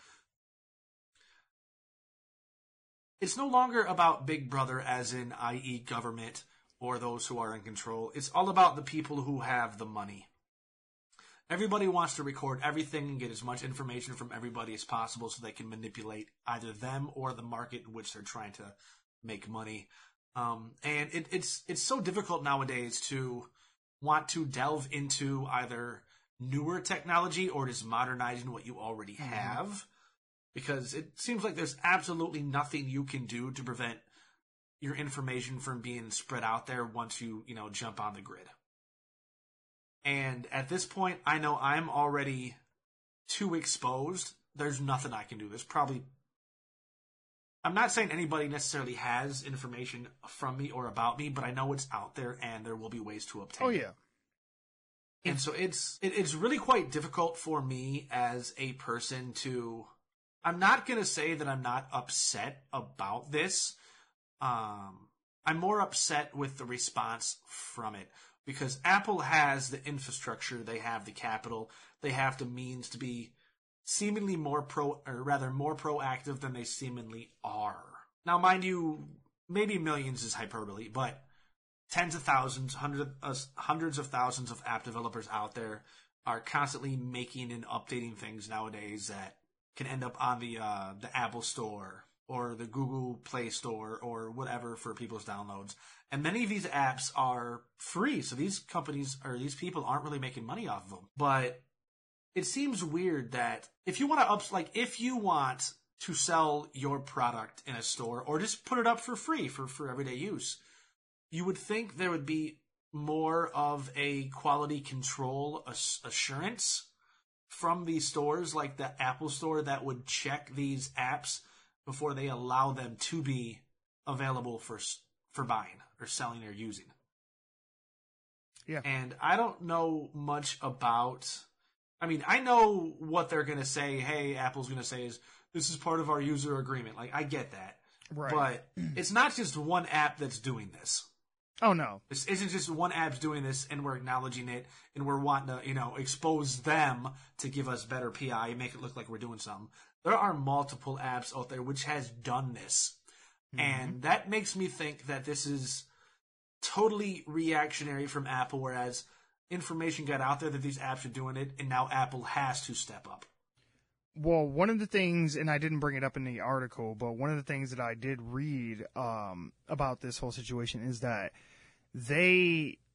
one of the reasons that they are cracking down on it is because the implementation of these, like Glassdoor and shit like that, these screen recording apps, they're supposed to mask your private information, but if the implementation is incorrect, if the code is written wrong or whatever, a lot of times the customer's personal information, like social security numbers, credit card numbers, when they would put in stuff like, say for Expedia, or they were, ordering something from Hollister or something like that, it was not masking that information. And a lot of these consumers' information got leaked out. And I believe they said like 30,000 some odd customers, like, information got leaked because they weren't, the program wasn't masking that part of the screen recording. And I'm like, it would be too easy for a hacker or for anybody internally who works for these companies to circumvent that and get your information, and then we got a whole Equifax situation all over again. Well, yeah, there's inadequate encryption, if any at all, which is why these leaks are happening. Yep. But then again, you got to know with any kind of technology, no matter what you make, there are going to be ways to break it. You can't make something that's unbreakable. Oh, yeah. Which is why encryption codes need to be incredibly complicated. And for that reason, I don't want there to be a precedent where app developers or, new softwares need to have source codes given to whomever is going to be selling them. I don't think that should be a thing. That's terrible. Right. But at the same time, there needs to be better quality control on this. Oh, yeah. I mean, nowadays, I know this is kind of Apple, but just nowadays when you use the internet, there are so many more options available for VPNs or proxies, because it's now at the forefront where privacy is paramount. And I'm still one of those guys who thinks that no matter what you do, you're never truly going to be private. But technology is so embedded in our everyday lives that if you don't know how to use it or don't have access to it, you are seriously hindered. Oh, yeah. And I want to clarify as well. Like, I don't want people to think like, we're just being like, paranoid conspiracy theorists or some shit like that.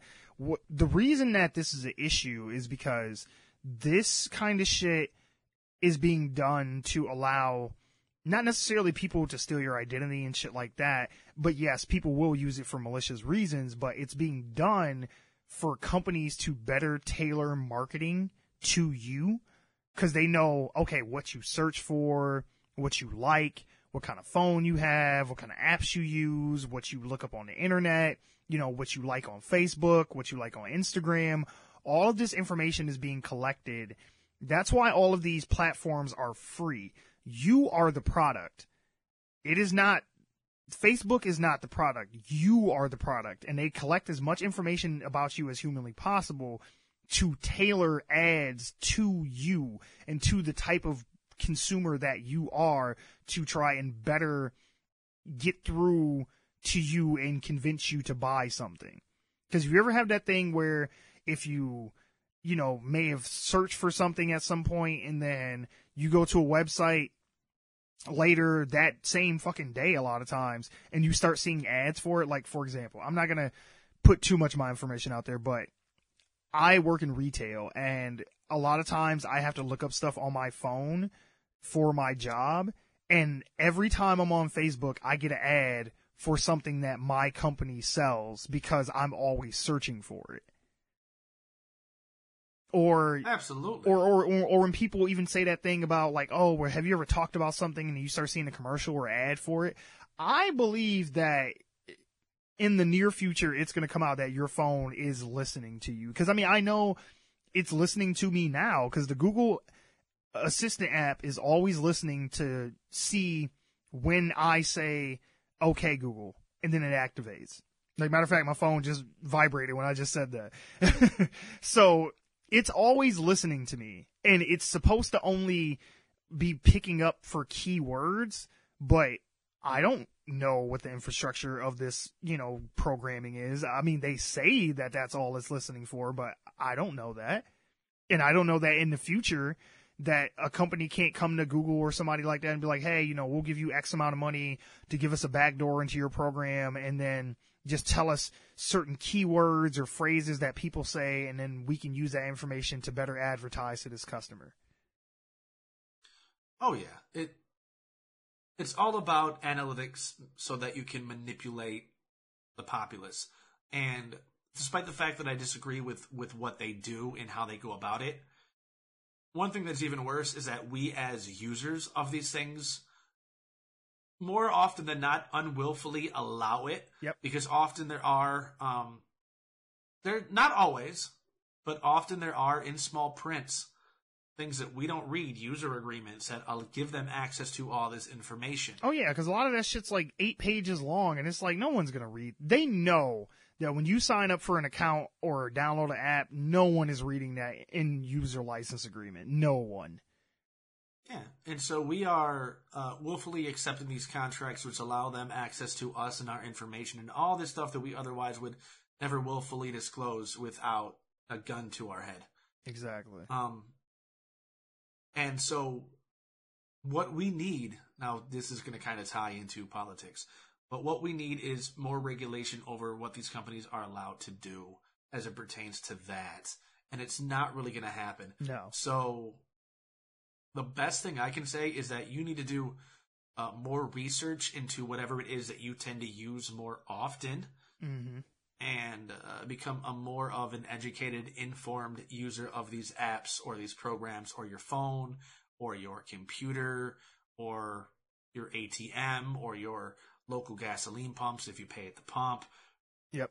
Because in this digital age, nothing is off access. Everything is available for everybody at any time. Yep. And that scares the shit out of me, like legit. Yeah, nothing is sacred, especially if there's money to be made behind it. Yeah, nothing. Your personal information is not yours. There is someone out there that's willing to pay top dollar to collect that information on you to try and get your money and understand you better as a consumer.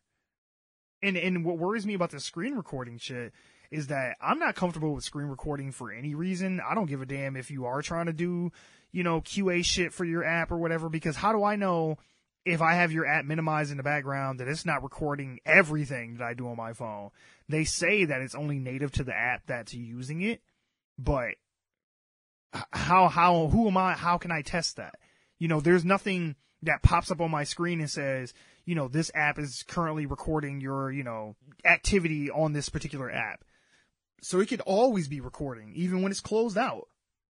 I don't know that. There's no way for me to know that. Oh, this isn't new. It's been doing that. This goes back even, a decade and a half ago. If you have a webcam covered up, if you're not using it, block the lens. Yeah. If there's a microphone, muffle it. Mm-hmm. Yep. Anytime that you have anything hooked up electronically,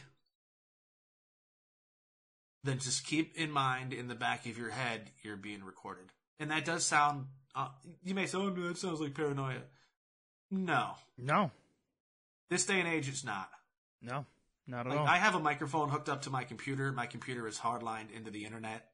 Even if I'm not actively using my microphone, I do, I don't think I'm necessarily being recorded, but there's always a live feed somewhere. I always view something that I'm not using as if it were active. Would I want to be in this situation? Right.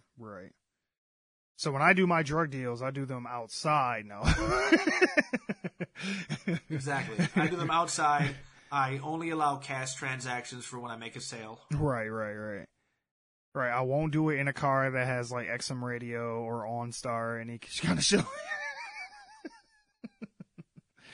I'm just worried, like I said, that in the near future, this kind of technology will be used to craft even more specific advertising to the end user. Because, they are literally watching your fucking phone. It'll be like, what was that movie, Minority Report, where you'll walk into a department store and they'll have like facial recognition. They'll be like, oh, hello, Michael. Are you here to pick up another button-down shirt for work or some shit like that? Like, it'll. Minority Report was scary. Not because of that. It was scary because eventually they have so much information on somebody, they presumably can anticipate what your future actions were. Minority Report, if I'm thinking of the right film, yeah, they're like, oh, you killed somebody supposedly 2 years from now. We're just gonna arrest you now. Yeah. And I mean, and the technology that we have now is very similar to that. Like, they have so much information on you, especially if you're really active on social media and, you know, like tag places that you go and things that you like to eat and your activities and hobbies and sports and your job. They can pretty much map out your whole day and know where you probably went to lunch, what time you went to work, you know, if you went to the gym today, you know, what things you like to buy. Do you shop online a lot? How much you watch Netflix? Like, they could even tell, I read an article once about how they can tell your gender based off of the posts that you like, even if they don't have that information at the ready, and probably pretty much pinpoint your age as well and where you live, even without having prior knowledge to that, just based off of things that you like and follow. Oh, yeah. And don't get the wrong idea. There are millions of terabytes. I don't know what would be the next highest quantification of a byte, but like there's terabytes upon terabytes of information about all different people from all over the world. And a lot of this stuff is mechanized or digitalized because there's not like one person at a computer watching every one person's phone. Like, no, it's not. No. All that information is being held in cloud and physically in databases on hard drives. And I'm not saying that anybody is going to specifically come after you for anything. So, like, don't, despite the fact that, yeah, it sounds like we're starting to get into the, you know, hide your kids, hide your wife. We're not there. Sure. But, like, you as an individual, you are not being pinpointed out specifically. To a large degree, you're not. But there is enough information being cataloged about enough people that what Mike says is true. You individually, if somebody wanted to, could access the information based on you. It might take a lot of time because there's a lot of stuff to siphon through. But you could be profiled as an individual, and you already are. Mm-hmm. He already is. I already am. Yep. And you need to keep that in mind whenever you're doing anything over the internet, anything that can be recorded, anything that can be documented about you digitally. Because it's there. We're in that age now. And because of that reason, you need to be extra protective because, like I said, any technology that can be created can be destroyed or poked a hole into or loopholed. Yep. That is true. And all it takes is one hacker who can find a loophole or a flaw or just some pissed off dev who worked on this shit to pick it apart, and then the whole pool floods. Just bye. The dam breaks. It's already happened. Mm-hmm. Yeah. Like I said, look at what happened with Equifax and shit, and that's just, you know, credit information and banking and shit. It's like, just think about how much more personal. Well, not just that on a massive scale, but just locally in the cities where we live, there have been reports, more than one, about people. Mind you, it involves hardware, but people hacking into, you know, gas pumps or inside a store just to access the information when you run your card. Yep. Mm-hmm. This is true. Well, kids, on that depressing note, we're going to go ahead and get out of here. See, you can't blame this on me and my kind. It's you other humans you need to worry about.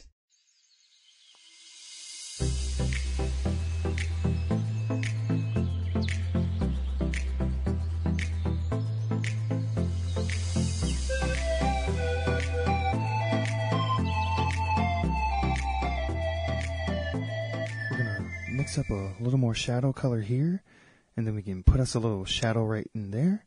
See how you can move things around. You have unlimited power on this canvas. You can literally move mountains. Paint little happy trees. Little happy tree. See, you can make this little river rind. That was my Bob Ross, if you couldn't guess that. Well, happy trees. I, as usual, am your host, Mike C. Squared. I have my girlfriend, Amber, with me. I meant to think of a fucking name for you this week, and I didn't do it. Oh, damn it. I'm gonna get it. Listeners, if anybody out there, just give me something. Give me Be nice. a hint. Just be like, nasally ass. No. Fuck you. Because this is what you're going to start calling me around the house, and I don't want it. No, well. I was saying, I told you to come up with a name and you won't do it, so this is what you get. I don't have like a little, what's it called? Nickname? Alias? I was going to say alter ego. Stage name? I don't. You're not Batman. What the fuck? You're an alter ego? Be like Garth Brooks. Oh, God. His little alter ego. Whenever I think of that, I go straight to Garth Brooks. What Harg Scrobe, or what the fuck did I call him? Anyway, something weird. Yeah, it was just his name backwards. Anyway, this week we are doing a movie review for Netflix's Velvet Buzzsaw. Buzzsaw. Thank you, Velvet Buzzsaw. And it's a little movie that came out on Netflix. Apparently, this was at the Sundance Film Festival, and Netflix picked it up. This was not something that it's not a Netflix original movie, but it is a Netflix film, quote unquote. It's on Netflix. Yes. So this was a reunion of Jake Gyllenhaal and Rene Russo, who were together in the film Nightcrawler, who was directed by Dan Gilroy, is his name. And my favorite, John Malkovich. Yeah. You know, I actually didn't know that you were a John Malkovich fan. I really enjoy him. You know, I don't even know if you like the Red movies, but... You know I don't. Okay, I was gonna say, I love them. When I told my mom we watched this movie and I was telling her that John Malkovich was in it, she's like, I watched Red yesterday. I'm like, yes. Oh, God. That's where I get that love for that movie. Yeah, it's just not my cup of tea. Not, you know, I just don't. It doesn't do it for me. I think they're funny. But I mean, hey, to each their own. You know, I'm not hating on You them. think everything I watch is trash? Yeah, kind of. Yeah. If you didn't pick it, it's trash. No. If you like it, it's trash. That's the difference. No. Basically, just to give you a synopsis, after paintings by an unknown artist are discovered, a supernatural force enacts revenge on those who have allowed their greed to get in the way of art. Which, that synopsis actually explains a lot more than the movie itself does. Now, before we get into it, we like to do our reviews mullet style. Amber, explain to the people what a mullet style review is. No spoilers in the beginning, spoilers after that. Yep. So it will be a clear point where we will delineate spoilers. We will just kind of give our general thoughts about the movie, kind of talk about it a little bit, and give our rating. And then at the end, we will go into spoiler territory. So if you have not seen Velvet Buzzsaw, then I keep fucking that up. Buzzsaw. Thank you. If you haven't seen Velvet Buzzsaw, then I would say stop listening once we get to the spoiler section. Go ahead and watch the movie and come back and finish. Or if not, you don't care, or you already seen it, stay to the end. Okay, so right off the bat, one of the things that I liked about the movie was the intro. I thought the intro was really cool. It was kind of like this little vignette of like oil paintings and stuff. Like, it reminded me of another movie, but I can't place the name. But I thought it was a cool little nod to what the content of the story was about, you know, art and paintings and stuff like that. And I was like, that was creative and interesting.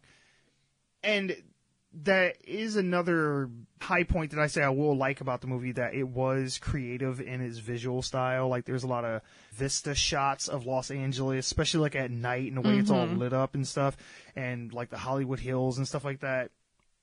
The visual style of the movie is really, really good. I really enjoyed that. Yeah. The story and the characters, And the acting. not so much.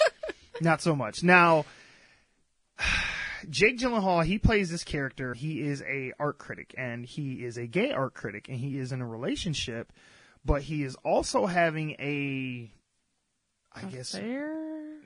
heterosexual affair with an art exhibit receptionist. And I couldn't tell in the movie.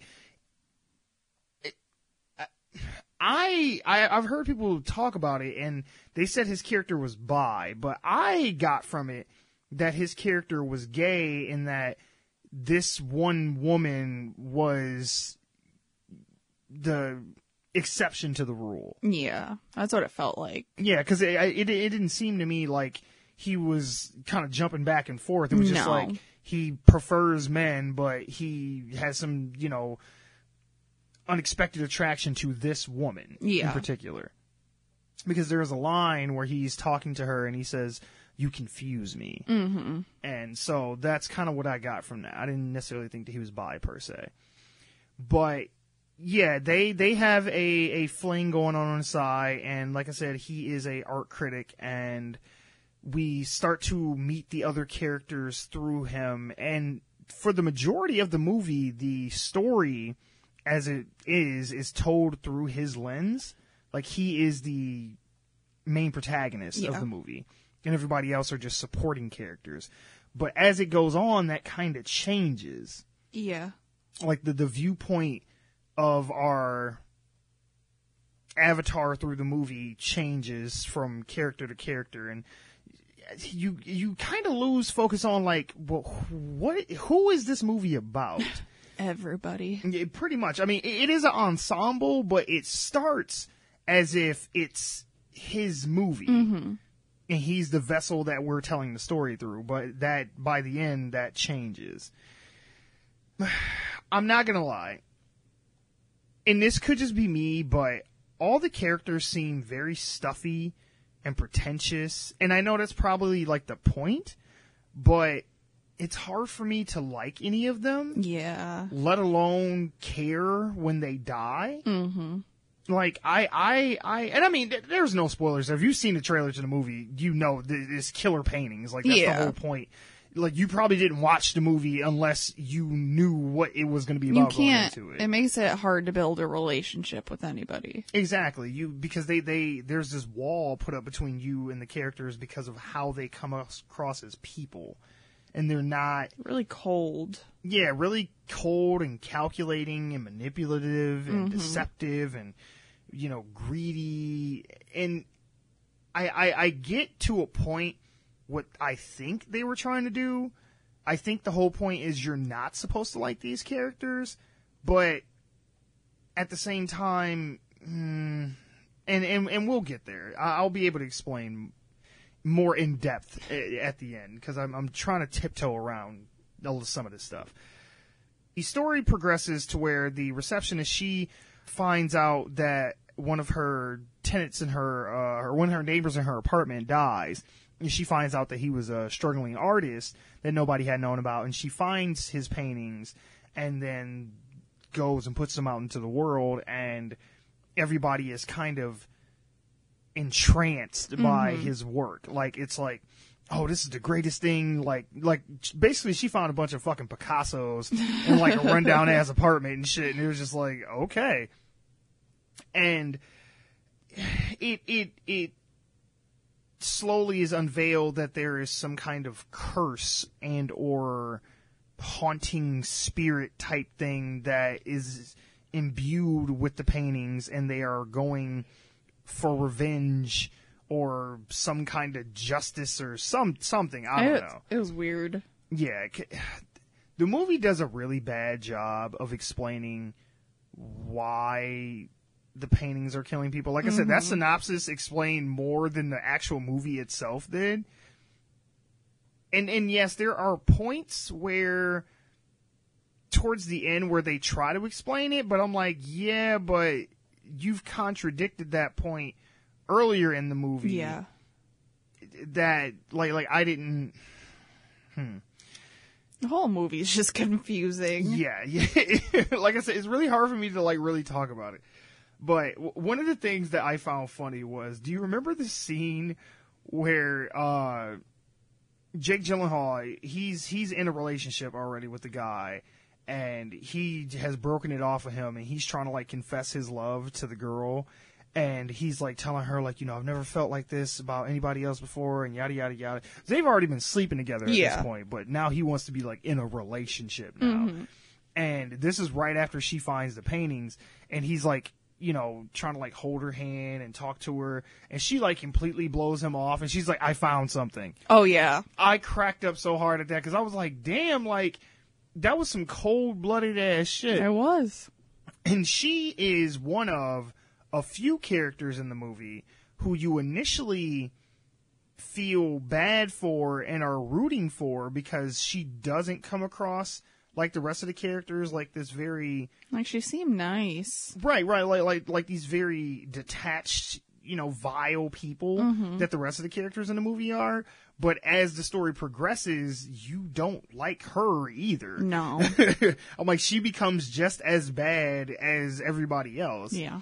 Well, it's not necessarily because fame and stuff changes her, but it's kind of like she was always like this, but she just never had the influence and power to really be a bitch like she wanted to be. She had to be like timid and... Right. But the moment she could get some kind of influence and power, then she turned. Yeah. Like, I don't necessarily feel like the power and influence turned her. I think she was just that way, and now that gave her an excuse to let that part of herself out.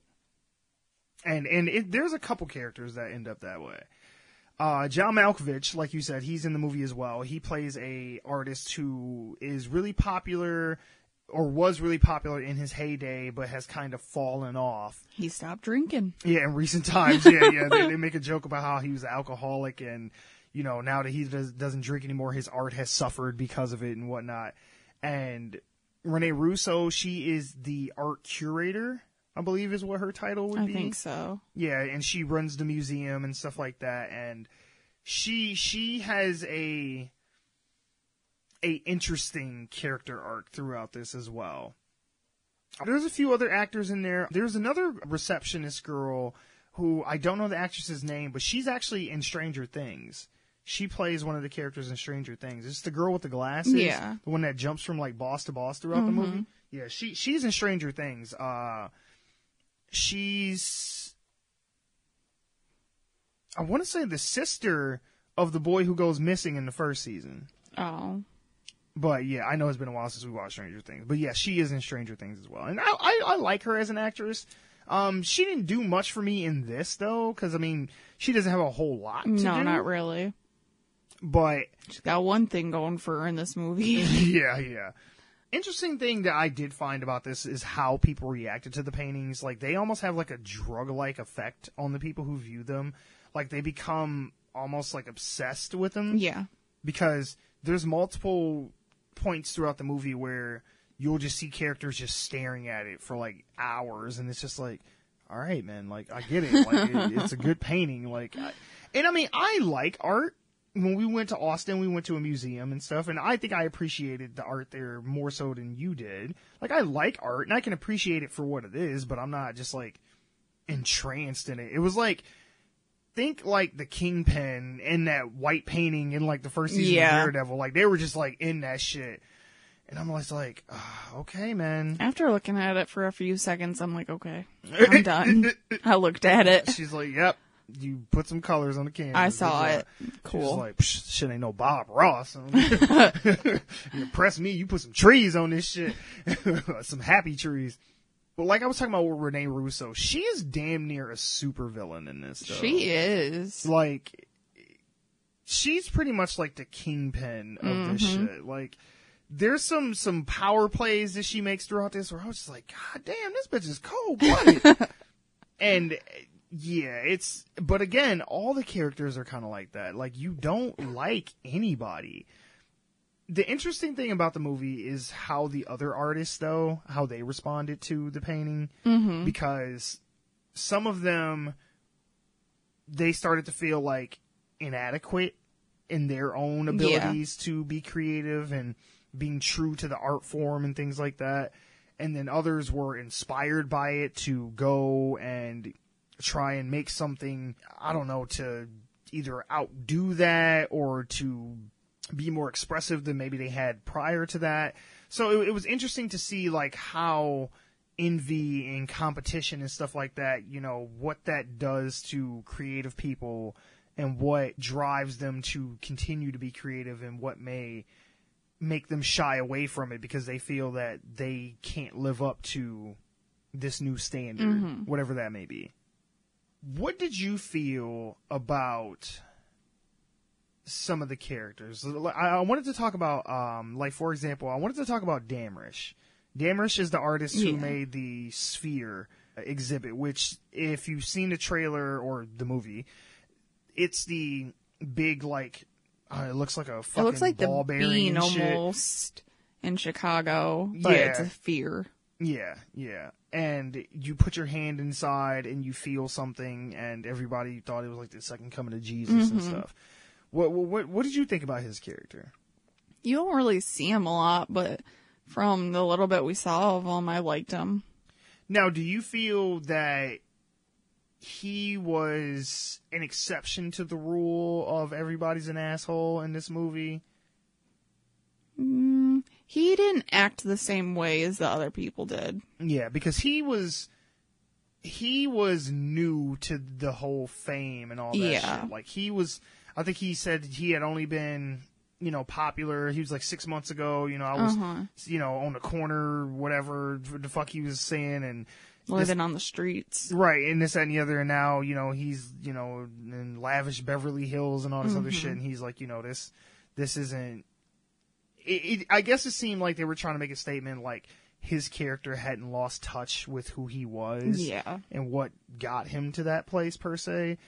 Because a lot of the other characters have become so jaded and caught up in the lifestyle that they've lost sight of what made them creative in the first place.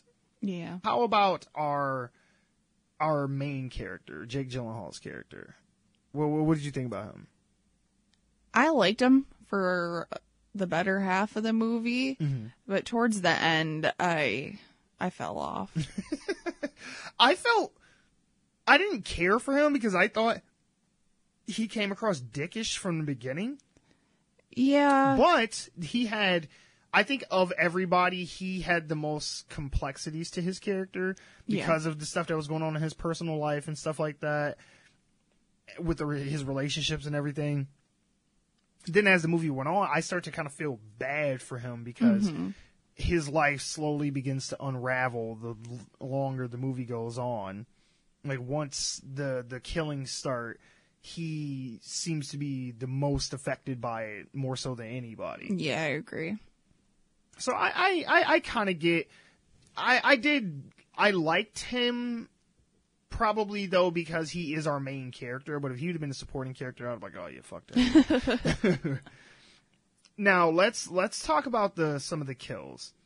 I thought that there are some interesting kills in the movie. I feel like they take too long to get there. Yeah. And when the kills do come, they're really quick. There is one kill that they do drag out for a little bit that is enjoyable to watch, and it's actually bloody, and, the one I'm talking about. Mm-hmm. And you actually get to savor that moment. But all the other ones, it was just like, boom, jump scare, dead. And it was like, oh, that's it? Like, okay. There was a lot of jump scares in this movie. Like, a lot of, like, cats jumping out of shadows and people walking into other shit. And it's just like, like projectors turning on. I feel like they were trying to make a scary movie, but still trying to not make a scary movie, if that makes any sense. No, that makes absolute sense, actually, because I feel like this movie was trying to be a lot of different things at once, but it didn't do any of them well. Yeah. Like, there's a lot of stuff that happens in this where I'm just like, I feel like this is trying to be a satire. I feel like this is trying to be like a black comedy. I feel like this is trying to be a horror movie. But it fails to deliver on any of those fronts. So it just kind of like... They need to pick one genre and stick to it. It's like a badly made gumbo. You know what I mean? Like there's a whole bunch of shit thrown in there, but... they didn't put enough seasoning in it or something. It didn't quite turn out right. And I mean, and maybe, I'm too dumb for this movie, You know, or maybe the movie is just too dumb for me, but there's a lot of stuff at points where I'm just like, I don't get what I'm supposed to be getting out of this. Yeah, neither do You know, I. it's like, what are you trying to say? Because clearly they had some kind of a message, but I'm like, what? You know, and because it is an ensemble cast, and because we do lose sight of what the narrative is, I'm like, everybody has their own quote-unquote journey, but none of it seems to go anywhere. No. It's very just dull, to be honest with you. Like, the movie is slow, and it's very, like, I guess trying to be highbrow, because they use a lot of big words in it that I haven't heard before, and I'm just like, I mean, I guess this is I'm supposed to be fascinated by this, but I don't really give a shit, to be honest. No, not really. Like, the most interesting stuff about the movie is just watching the characters fuck each other over as it goes on, and just like the business try to dealings. one-up them. Yeah, I'm like, but as far as what should be the most interesting part is the whole horror story aspect of it, they don't even barely go into that, like, at all. Not really. Like, you don't really get a lot of answers of why it's happening. You don't get a lot of answers of how it's happening, like how they're possessed in the first place. You know, like, was this dude a demon, or did he do some black magic shit? They're like, you should already know. You're right, and I'm just like, I don't get, like, you're not gonna tell me, okay. And I'm like I said, maybe I'm just too dumb for the movie. I don't know. There is a tone of mystery and dread that goes on throughout the movie, because you can always tell that, okay, something bad is coming, because they just keep hinting it. Plus, the music is all like throughout certain parts, and it's just like, okay, you're clearly trying to tell me something bad's coming, but it just felt like the movie was spinning its wheels for like the first half, probably closer to like the first 2/3, to be honest. And it's a 2-hour movie, Yeah. so... Yeah, like it feels like it's just a critique on the art world more than anything else. Yeah. Like, if it does try to do one thing correctly, it's it's a critique on the art world, but it's not really about the horror at all. That was kind of like an afterthought. It feels like the director wanted to make a movie about how insipid and just ugly, you know, the commercialization of art is, and then he was like, well, we'll throw some horror movie shit in there too. Like, it didn't feel like that was really what he was passionate about. Which is a shame, because, you know, Nightcrawler is a critique of, like, news media and shock culture and stuff like that in the 24-hour news cycle, and how there's always got to be a story, you know, you got to keep people, you know, watching. And that was a good movie. Oh, yeah.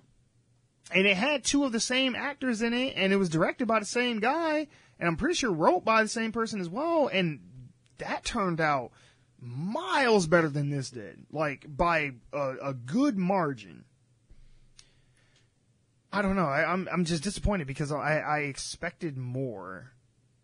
I wanted more out of Even it. when we watched the trailer, it looked like it was going to be really good. And Yeah, that trailer, if you watched the trailer to this and haven't seen the movie yet, I'm going to tell you right now, that is not the movie that you're going to see. Not at all. That trailer reminded me of the Bohemian Rhapsody trailer for Suicide Squad. Like, they made that shit seem like, oh, it was going to be fun. And then, it's like, oh, this is going to be great. And then you go in there and it's like, this is not that movie. I don't know what the fuck how y'all cut this shit together, but kudos to the people who cut the trailer, because they made it look like this is a much better movie than what it turned out to be. It is not that at all. Now, you had talked about some of the acting. Did you feel that Jake Gyllenhaal was a bit over the top? Because I like the fact that he's such a transformative actor, because I think I talked about this when we were watching it, how between Nightcrawler, Southpaw, and this, he plays very different characters in each of those movies, and none of them, I mean, even all the way back to like Donnie Darko, like one of his first movies, he's always doing something different, and I was impressed by that, but there are moments where he felt kind of, for lack of a better word, Nicolas Cagey. Like, do you know the scene where I'm talking about, where he kind of confronts Rene Russo's character about the paintings, and he's screaming a lot and shit? Oh, yeah.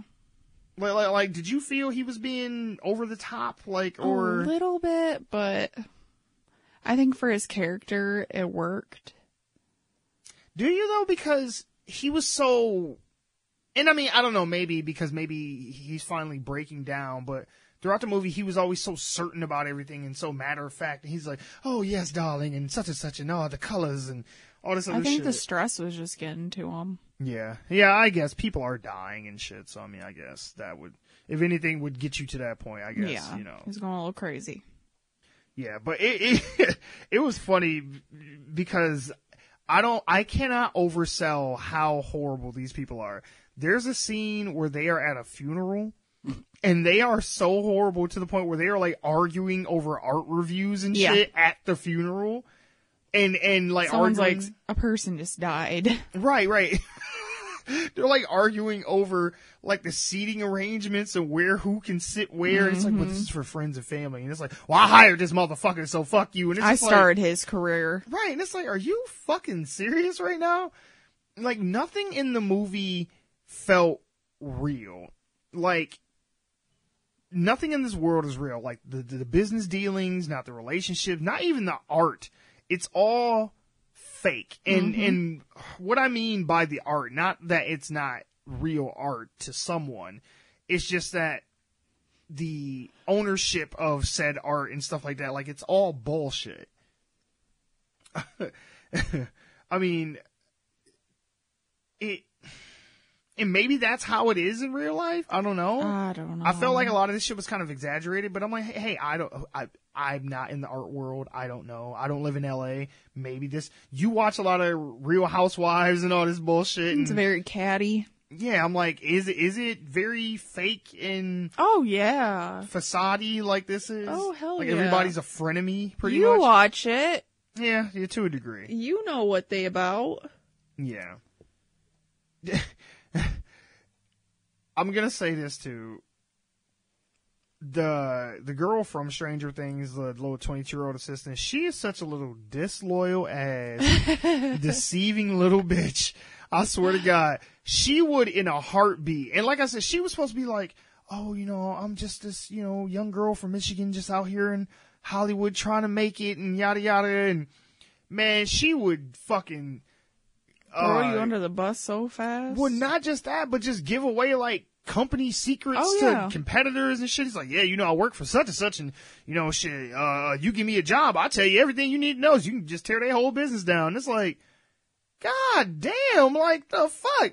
And no loyalty. And it's like, I get it. People were shitty to her, but I'm like, she would use any opportunity she could to fuck somebody over to get her ahead. And I was just like, again, it doesn't feel like this stuff is doing this to these people. It just feels like these people are this way and they're just looking for opportunity to be shitty to one another. Yeah. I don't know. If you just strip away all the other highbrow artsy shit about it, it's a movie about killer paintings. Like, this is some Final Destination type idle hands shit. Like, it's very B horror movie. Like, if this movie would have came out in like the 80s and been like about fucking supermodel posters coming to life and killing teenagers and shit, I would have totally been like, yeah, no, this seems about right. And honestly, I think if it would have been that, if it would have accepted that its premise is stupid and not try to do all this other highbrow satire shit, it probably would have been a better fucking movie. Maybe. Because honestly, I think there's a lot of other directors that could have made this work and actually took this concept and been like, we can do something with this. Oh yeah, someone else would have been able to do it. Yeah, because when we watch the trailers, again, the way the trailers cut, you're like, oh, this is good, because they deceive you into thinking the movie is about the horror, and it's not about that at all. Like, again, when it happens, it's pretty good. It's quick most of the time, but when it happens, it's pretty good. Yeah. But getting there is just like, come on, Jesus.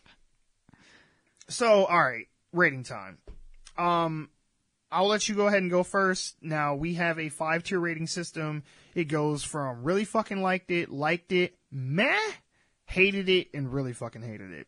Amber, where would you put Velvet Buzzsaw? I'm kind of hindering on the line between meh and didn't like it. Yeah, hated it, yeah. Yeah. Okay. What would tip you one way or the other? Maybe the way they did the ending. So, yeah, did you like the ending? No. That's when I started to become very disconnected and just stopped liking it. Well, you had made a statement about an hour or so in that you weren't feeling it, but... Yeah. It just started to lose me. I wasn't connecting with any of the characters. Yeah. So... That's fair. Yeah. Fair. Okay, so you're somewhere between a meh and a hated it. Yeah. Okay, all right. That's fair. I'm going full on hated it. I hated this shit. Like, I had so much hope for it going into it, and I stuck with it probably longer than you did. Oh, yeah. And, like, my optimism. I'm like, oh, it's going to get better. You know, it's kind of like that Homer Simpson thing, like, oh, it's still good. It's still good. It's like, no. It took about 3/4 of the way into the movie for me to finally go like, okay, this is just bullshit. Because I'm like, okay, if you can make up for it with the horror stuff towards the tail end, I will forgive a lot of this other bullshit you did at the beginning of the movie. But once it finally got to the end, I was just like, oh, fuck this movie, man. And some of the characters that die and how it goes down and the ones that don't die, I'm like, oh, get the fuck out of here. I was like, okay, nope, hated it. So yeah, I would say if you got some time you want to kill and you want to be disappointed, go check out Velvet Buzzsaw. But to be honest, I would not waste my time with it. No. I mean, unless you just really, really, really like the art world and really want to see, or really like the director and these actors and want to see them together again, I guess if you think it's worth it. But and I think this is getting good reviews too. Jesus. And I feel like people are either I'm too dumb to get it, or people they don't want to be the one to say it's bullshit because they want to seem like, oh, I get what they're going for here. It's like, no.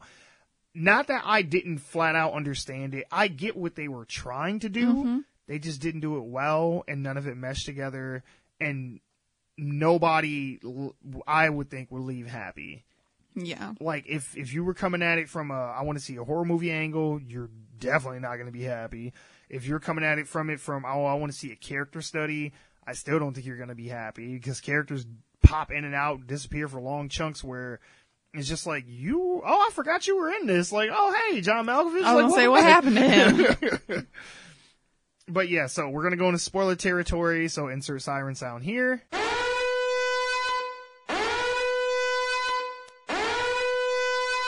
One of the things that they try to set up in this is a backstory for the artist who paintings are killing everybody.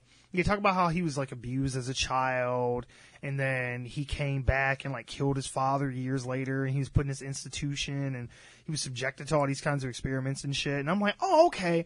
Like, maybe it's going to be some shit of like they put something in him, and then they were saying like his blood is in all the paintings, and it's like maybe because they did these experiments and injected shit into him, it's in his blood, and so because his blood's in the paintings, that's what's making it. Nope. No, they don't explain anything. It's like, why even set that up if you're not going to pay that off? Yeah. That's what I meant by these storylines don't go anywhere. It's like, okay, I'm not saying you have to verbatim give me just flat out with like strings attached to shit all on the wall, and it's like, well, this is connected to this, and this is why this happened. I feel like when they were sitting there at the table writing this movie or whatever, they just kept getting ideas from a bunch of different people, and they just put it in the movie, but it never panned out. Yeah, it was like he had all kind of shit he wanted to say, but he never finished the sentence. Exactly. Like, he just like stopped like mid paragraph and was just like, all right, that's it. Like, you're done. Like, okay. Like, in shit like that, or there's scenes with the paintings that like didn't make sense to me, because okay, they don't establish rules for how this shit works, but from what I could get from it, it didn't make sense still. if the paintings themselves are haunted, his paintings, how do they make other paintings come to life? Because if you think about it, his paintings never actually kill anybody. No. Like, never. Throughout the whole movie. You would see them move. They would come to life sometimes. And, like, remember in the scene where the guy's driving a truck with the paintings? Yeah. And the face turns and looks at him. And then, like, the old man appears in, like, the back of the truck or whatever, and that's what makes him crash. Yeah. Well, first he catches on fire. Yeah, right. Well, because he drops a cigarette and the paintings catch on fire and all that shit. Yeah. But he goes into this abandoned gas station in a totally different painting that's not a part of that, with a bunch of grease monkeys and shit. It's like a bunch of monkeys working on a car, and it's in the trailer. That kills him. And it's like, I don't get it. Why go through all the motions of having the old man appear if some totally other unconnected thing is going to kill him? And I guess, if you want to say this is a rule, is that art is what would kill them, which by the very end, they, you know, pretty much come out and say, like, yes, art is what's going to kill you. But it's not the art of this the person. One guy. Yeah, that did it. It's going to be other art. That's why I was kind of like, well, why even get rid of and destroy the paintings? Because that's not what's going to kill you. It's going to be the fucking Tony the Tiger is going to jump off a box of cereal and maul you to death or some shit. It's like the tattoo on her body. Exactly. Like his paintings didn't actually do anything. No. It was all the other shit that did stuff. And then the other thing that was weird about it is a lot of times the characters weren't even by his paintings. No. There's a scene towards the end where the receptionist girl who found the paintings, her phone fucks up. And the painting comes up on her phone. Yep. And then a graffiti mural on a wall behind her is what ends up killing her. Yep. And it's just like, well, how the fuck does that work? I'm like, you weren't even by the shit, and now it can possess your phone, too? I did like that scene, though. Yeah. That was pretty cool. Like, the way the paint comes up her body Yeah, and stuff. that was cool. That visually looked cool, but it didn't make sense, because I was just like, well, why do all that if art of any kind can kill you all the way down to a tattoo? Wouldn't it just had made sense to just made her fucking screensaver background come out the phone and kill her? It would have, but that would have made too much sense. Because I was just like, it can just kill you no matter where you are, even if you're not around the paintings. It'll just possess your phone. That's why I was like, you saw it. It's in your mind. It will kill you. That's why I was like, even if Renee Russo didn't have that tattoo, if she'd just been watching TV one day, the painting could have just took her TV over and then killed her. Like, it was just like, it didn't make sense. The kill with the competing exhibitor, though, that was actually kind of good. Like, I did like that one, because I wasn't sure, like, how that was going to play out when he goes up to change the light bulb, and then it's too hot, and so he takes his tie, and then his hand comes down and grabs his tie and chokes him to death. That was kind of cool. Yeah. That was the only jump scare that was decent in the movie. Yeah. Because, like I said, everything else was just like, oh, it's a cat, or oh, it's some janitor dude, or some shit, and it's just like, stop doing this. Like, fucking just stupid. Yeah, like, all the jump scares in this were just bad. But like I said, the graffiti kill, and I did like the Hobo Man one too. That was pretty good. I wasn't creeped out, because I put it in my notes when we were watching the movie at the very beginning. As soon as they showed a Hobo Man exhibit, I'm like, that shit just looks creepy. Like he's like, I built a railroad. I can't save you. I just thought it was weird. And I was like, that was kind of creepy. And then when he's like chasing him through the fucking storage, thing, I was like, okay, that's fucking scary. Because at first he's just kind of like limping with the crutches. And then he throws a crutch. And he's like slamming him against the wall and shit. And he throws down one crutch and he throws the other one. And he's just sprinting and shit. I was like, okay, no, fuck that shit. That's what nightmares are made out of. Yeah, like that. I was going to say, let that motherfucker be chasing your ass down the street and say, tell me that shit ain't scary. I was going to say, a squirrel could be chasing me down the road and that'd be scary. Yeah, in your case, yeah. Fucking tumbleweed blow by, you'd be shit! I know. I did like the scene, though, when Renee Russo finds out about the paintings. Like, she's that's why I said she's like a super villain. She becomes a fucking kingpin. She just walks into that girl's apartment and she's like, you have to go. And she's like, I wouldn't leave if you had a gun. Yeah. She was like, you couldn't throw me out this motherfucker. She just walks into her shit and she's like, look, bitch, you work for me. Mm-hmm. And all this shit in here, this is mine. Yep.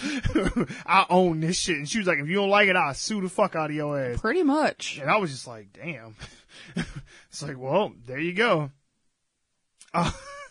The sphere, that kill I did like as well, just because that one, that was gruesome. Yeah, they actually built that one up, and made that one a good, like, dreadful kill, because it was like, you see it in the trailer, but the way it's built up, and then once it does happen, and all the blood starts flying out and shit, well, because first, when she puts her arm in there, and then it, like, yanks her in and shit, she's like, oh shit.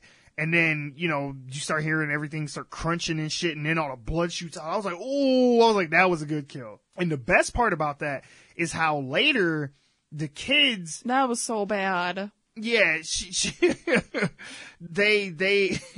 they start playing in the blood and all this other shit because they don't realize that it's a part, that she's dead. Yeah, they think it's fake blood. That was good. If there was more shit like that in the movie, I think it would have been a much better film. About like how, because even later when the girl gets killed by the graffiti mural and how she's in the thing, like I thought that would have been cool if that would have been in a museum where people were admiring that and seeing her image in the graffiti. Yeah, because no one probably ever saw that ever again. No. Somebody was just drunk outside the bar one night and just be like, is that a person in that shit? Like, I think I know that girl. Right. Which I thought it was funny how at the beginning, when the first guy dies in the truck, the police are there and they investigate and they ask, was there anything of value in here? And they're all like, no, because they're lying because they did some shady shit with the paintings because they're like trying to pretend that there's less of them than what there really are and trying to hide the other ones to increase the value of the ones that they do have out. And they're like, no, nope, he didn't have nothing in here. But then after that, the police never get involved again. Oh, no. Like, people are dying all over the fucking place. You never see a cop, an ambulance, nothing. And I'm just like, do the police not exist in this world? Nope. I'm like, what? Like, what happened to y'all? There's also the receptionist character. That poor girl. No, not the young one. The one that stole the paintings. The bitch. This bitch immediately starts trying to fuck the Damrish, the sphere artist. Like, she was like a ladder climber, and she was, like I said earlier, she's like the only character that I initially kind of felt bad for her, but the moment she got some power, she turned into insta-bitch. Oh, it was like, just add water, insta-bitch. like, she's like, giving Jake Gyllenhaal shit when they fucking and stuff. She's like, oh, well, you've lost your edge and your reviews are shit now and this, that, and the other. And, I want to take a break. And it's just like, so was you just fucking him because of who he was? Because it seemed like they actually had a relationship. Oh, yeah. And they cared about each other. Or at least he definitely cared about her. Mm-hmm. He's like, I'll stop sucking dick for you. Like, what? Like, I don't know what else do I have to do to prove that I love you? Shit. I used to take dicks in ass, and now I put my dick in your ass, so that should be saying a lot about my feelings, okay? Yeah, and she completely just was like, oh, fuck you, I'm going on to the next best thing. I'm gonna start fucking the artist and shit. And it's just like, because my reviews ain't good? Like, I guess. But I guess maybe that's how life is in LA. I mean, I don't know. Going back to the rules. The art seems to go after people who were either trying to fuck with the art itself or trying to like expose something about the artist or profited from it. Though Jake's character is different because he's being like tortured by the demon painting, whatever the fuck you want to call it, but they don't immediately kill him outright. No. Because there's that scene where he goes into that soundproof room for that one exhibit. And and he hears his voice and all these other voices, and he starts freaking out and shit. And I was like, well, couldn't it have just like put out a high-pitched noise and just made his brain bleed and killed him and shit that way? But no, it was like it was letting him live, and I thought it was letting him live because he was trying to expose the truth and trying to make them stop profiting off it. But no, it was just cock teasing him to just kill him later anyway. It was just trying to make him go crazy. Yeah, because like when the hobo man is like getting ready to break his neck, he's like, no. He was like, I understand. He was like, I understand. He's like, I get it. He's like, I'm sorry, this and the other, and it still just breaks his neck. And it's just like, so why didn't you kill him like 8 other times before that? When he collects his shit from old girl's apartment and he's walking out and he sees the chick that got her arm cut off on the bus. Yeah. Why not just have the bus run him over? Like, if you can do all this other shit, because it was just... they wanted the Robo Man to kill him. The hobo man. Sure. Yeah. I mean, I don't know. Like I said, I thought that all that shit was dumb. Once the main character dies, I'm like, so whose perspective is this movie from then? And I was like, oh, well, maybe it's just trying to be a statement about how these people are... You shouldn't sell art or try to profit from it or something like that. I was like, well, maybe that's what this is about. But then at the very end, there's a homeless dude who found the paintings from the truck and he's selling them. Yeah. But what? Because he's selling them for $5, he don't get murdered? I don't know. Or maybe he is gonna die because they slowly zoom in on that painting and it's all this ominous music. Mm-hmm. And it's like, so does that mean is there going to be a Velvet Buzzsaw 2 where it's like killing homeless people or what? Because I was like, I don't feel like there was a happy ending to this at all. And the happy ending is when it ended. Yeah. And now they eventually do kill Rene Russo's character, but it was like the way that she died. I'm like, okay, this is a real fucking stretch now because it's like, oh, she had, after all the other characters are dead, she's like, okay, I want all the art in my house taken out. Mm-hmm. Like no postcards or nothing, everything gone. Then her tattoo kills her. Now, I'm not trying to say that tattoo artists aren't artists and that tattoos aren't art. Mm-hmm. I have multiple tattoos. I think that, yes, there is artistry to being a tattoo artist. That being said, though, if we're going to go down to that extreme and say that that's art that can kill you, again, the mascot of whatever your favorite cereal is should be able to kill you because that should be considered art, right? I guess so. Or if you go to your kid's school and some kid made that little thing of their family, or no, that bumper sticker that people with have all in their the family. Stick figures. Yeah, that should come to life and kill you because if That'd we're just be going to consider creepy. everything art, then it's just like, well, all right, sure. Like, the engraving of the logo of the brand name of your bathrobe should be able to kill you. It's like I said, they don't establish no rules to make it make sense. And then the story drags for too fucking long to get to this point. And then by the end, it's like, you didn't say anything about anything. You just showed me a bunch of asshole-ass people die. Slowly. Yeah. And I don't mean that they died slowly. You just took a long ass time to get there. Like, you couldn't kill these motherfuckers fast enough. And I was just like, come on, man. I mean, I almost felt like this was like supposed to be like a message movie. And I think, like I said, that the message is art should be free and don't try to use it for profit. And I don't know, criticism is bad or some such shit. But I mean, it never sticks the landing on any of those points. So I'm like, I don't know what you're trying to achieve. I don't know. With the talk about the graffiti death, because you said that you thought that looked cool. Yeah, because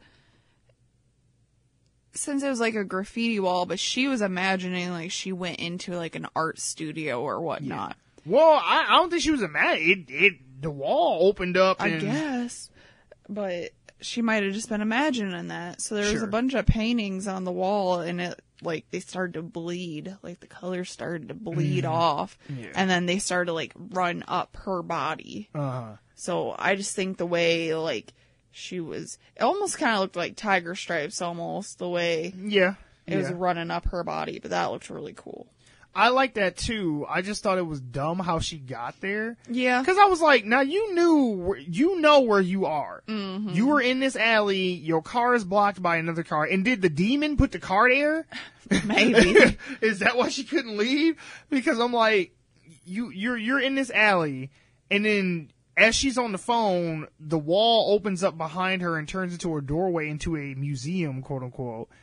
And she just walks in there, and she's like, hello, my car's blocked. For the tow truck. And I'm like, you know good and goddamn well there ain't no art museum in the middle of the hood in this fucking hole-in-the-wall bars alley. Like, no. And it was like some white, pristine, like, it looked like the museum from the beginning of the fucking movie. Yeah.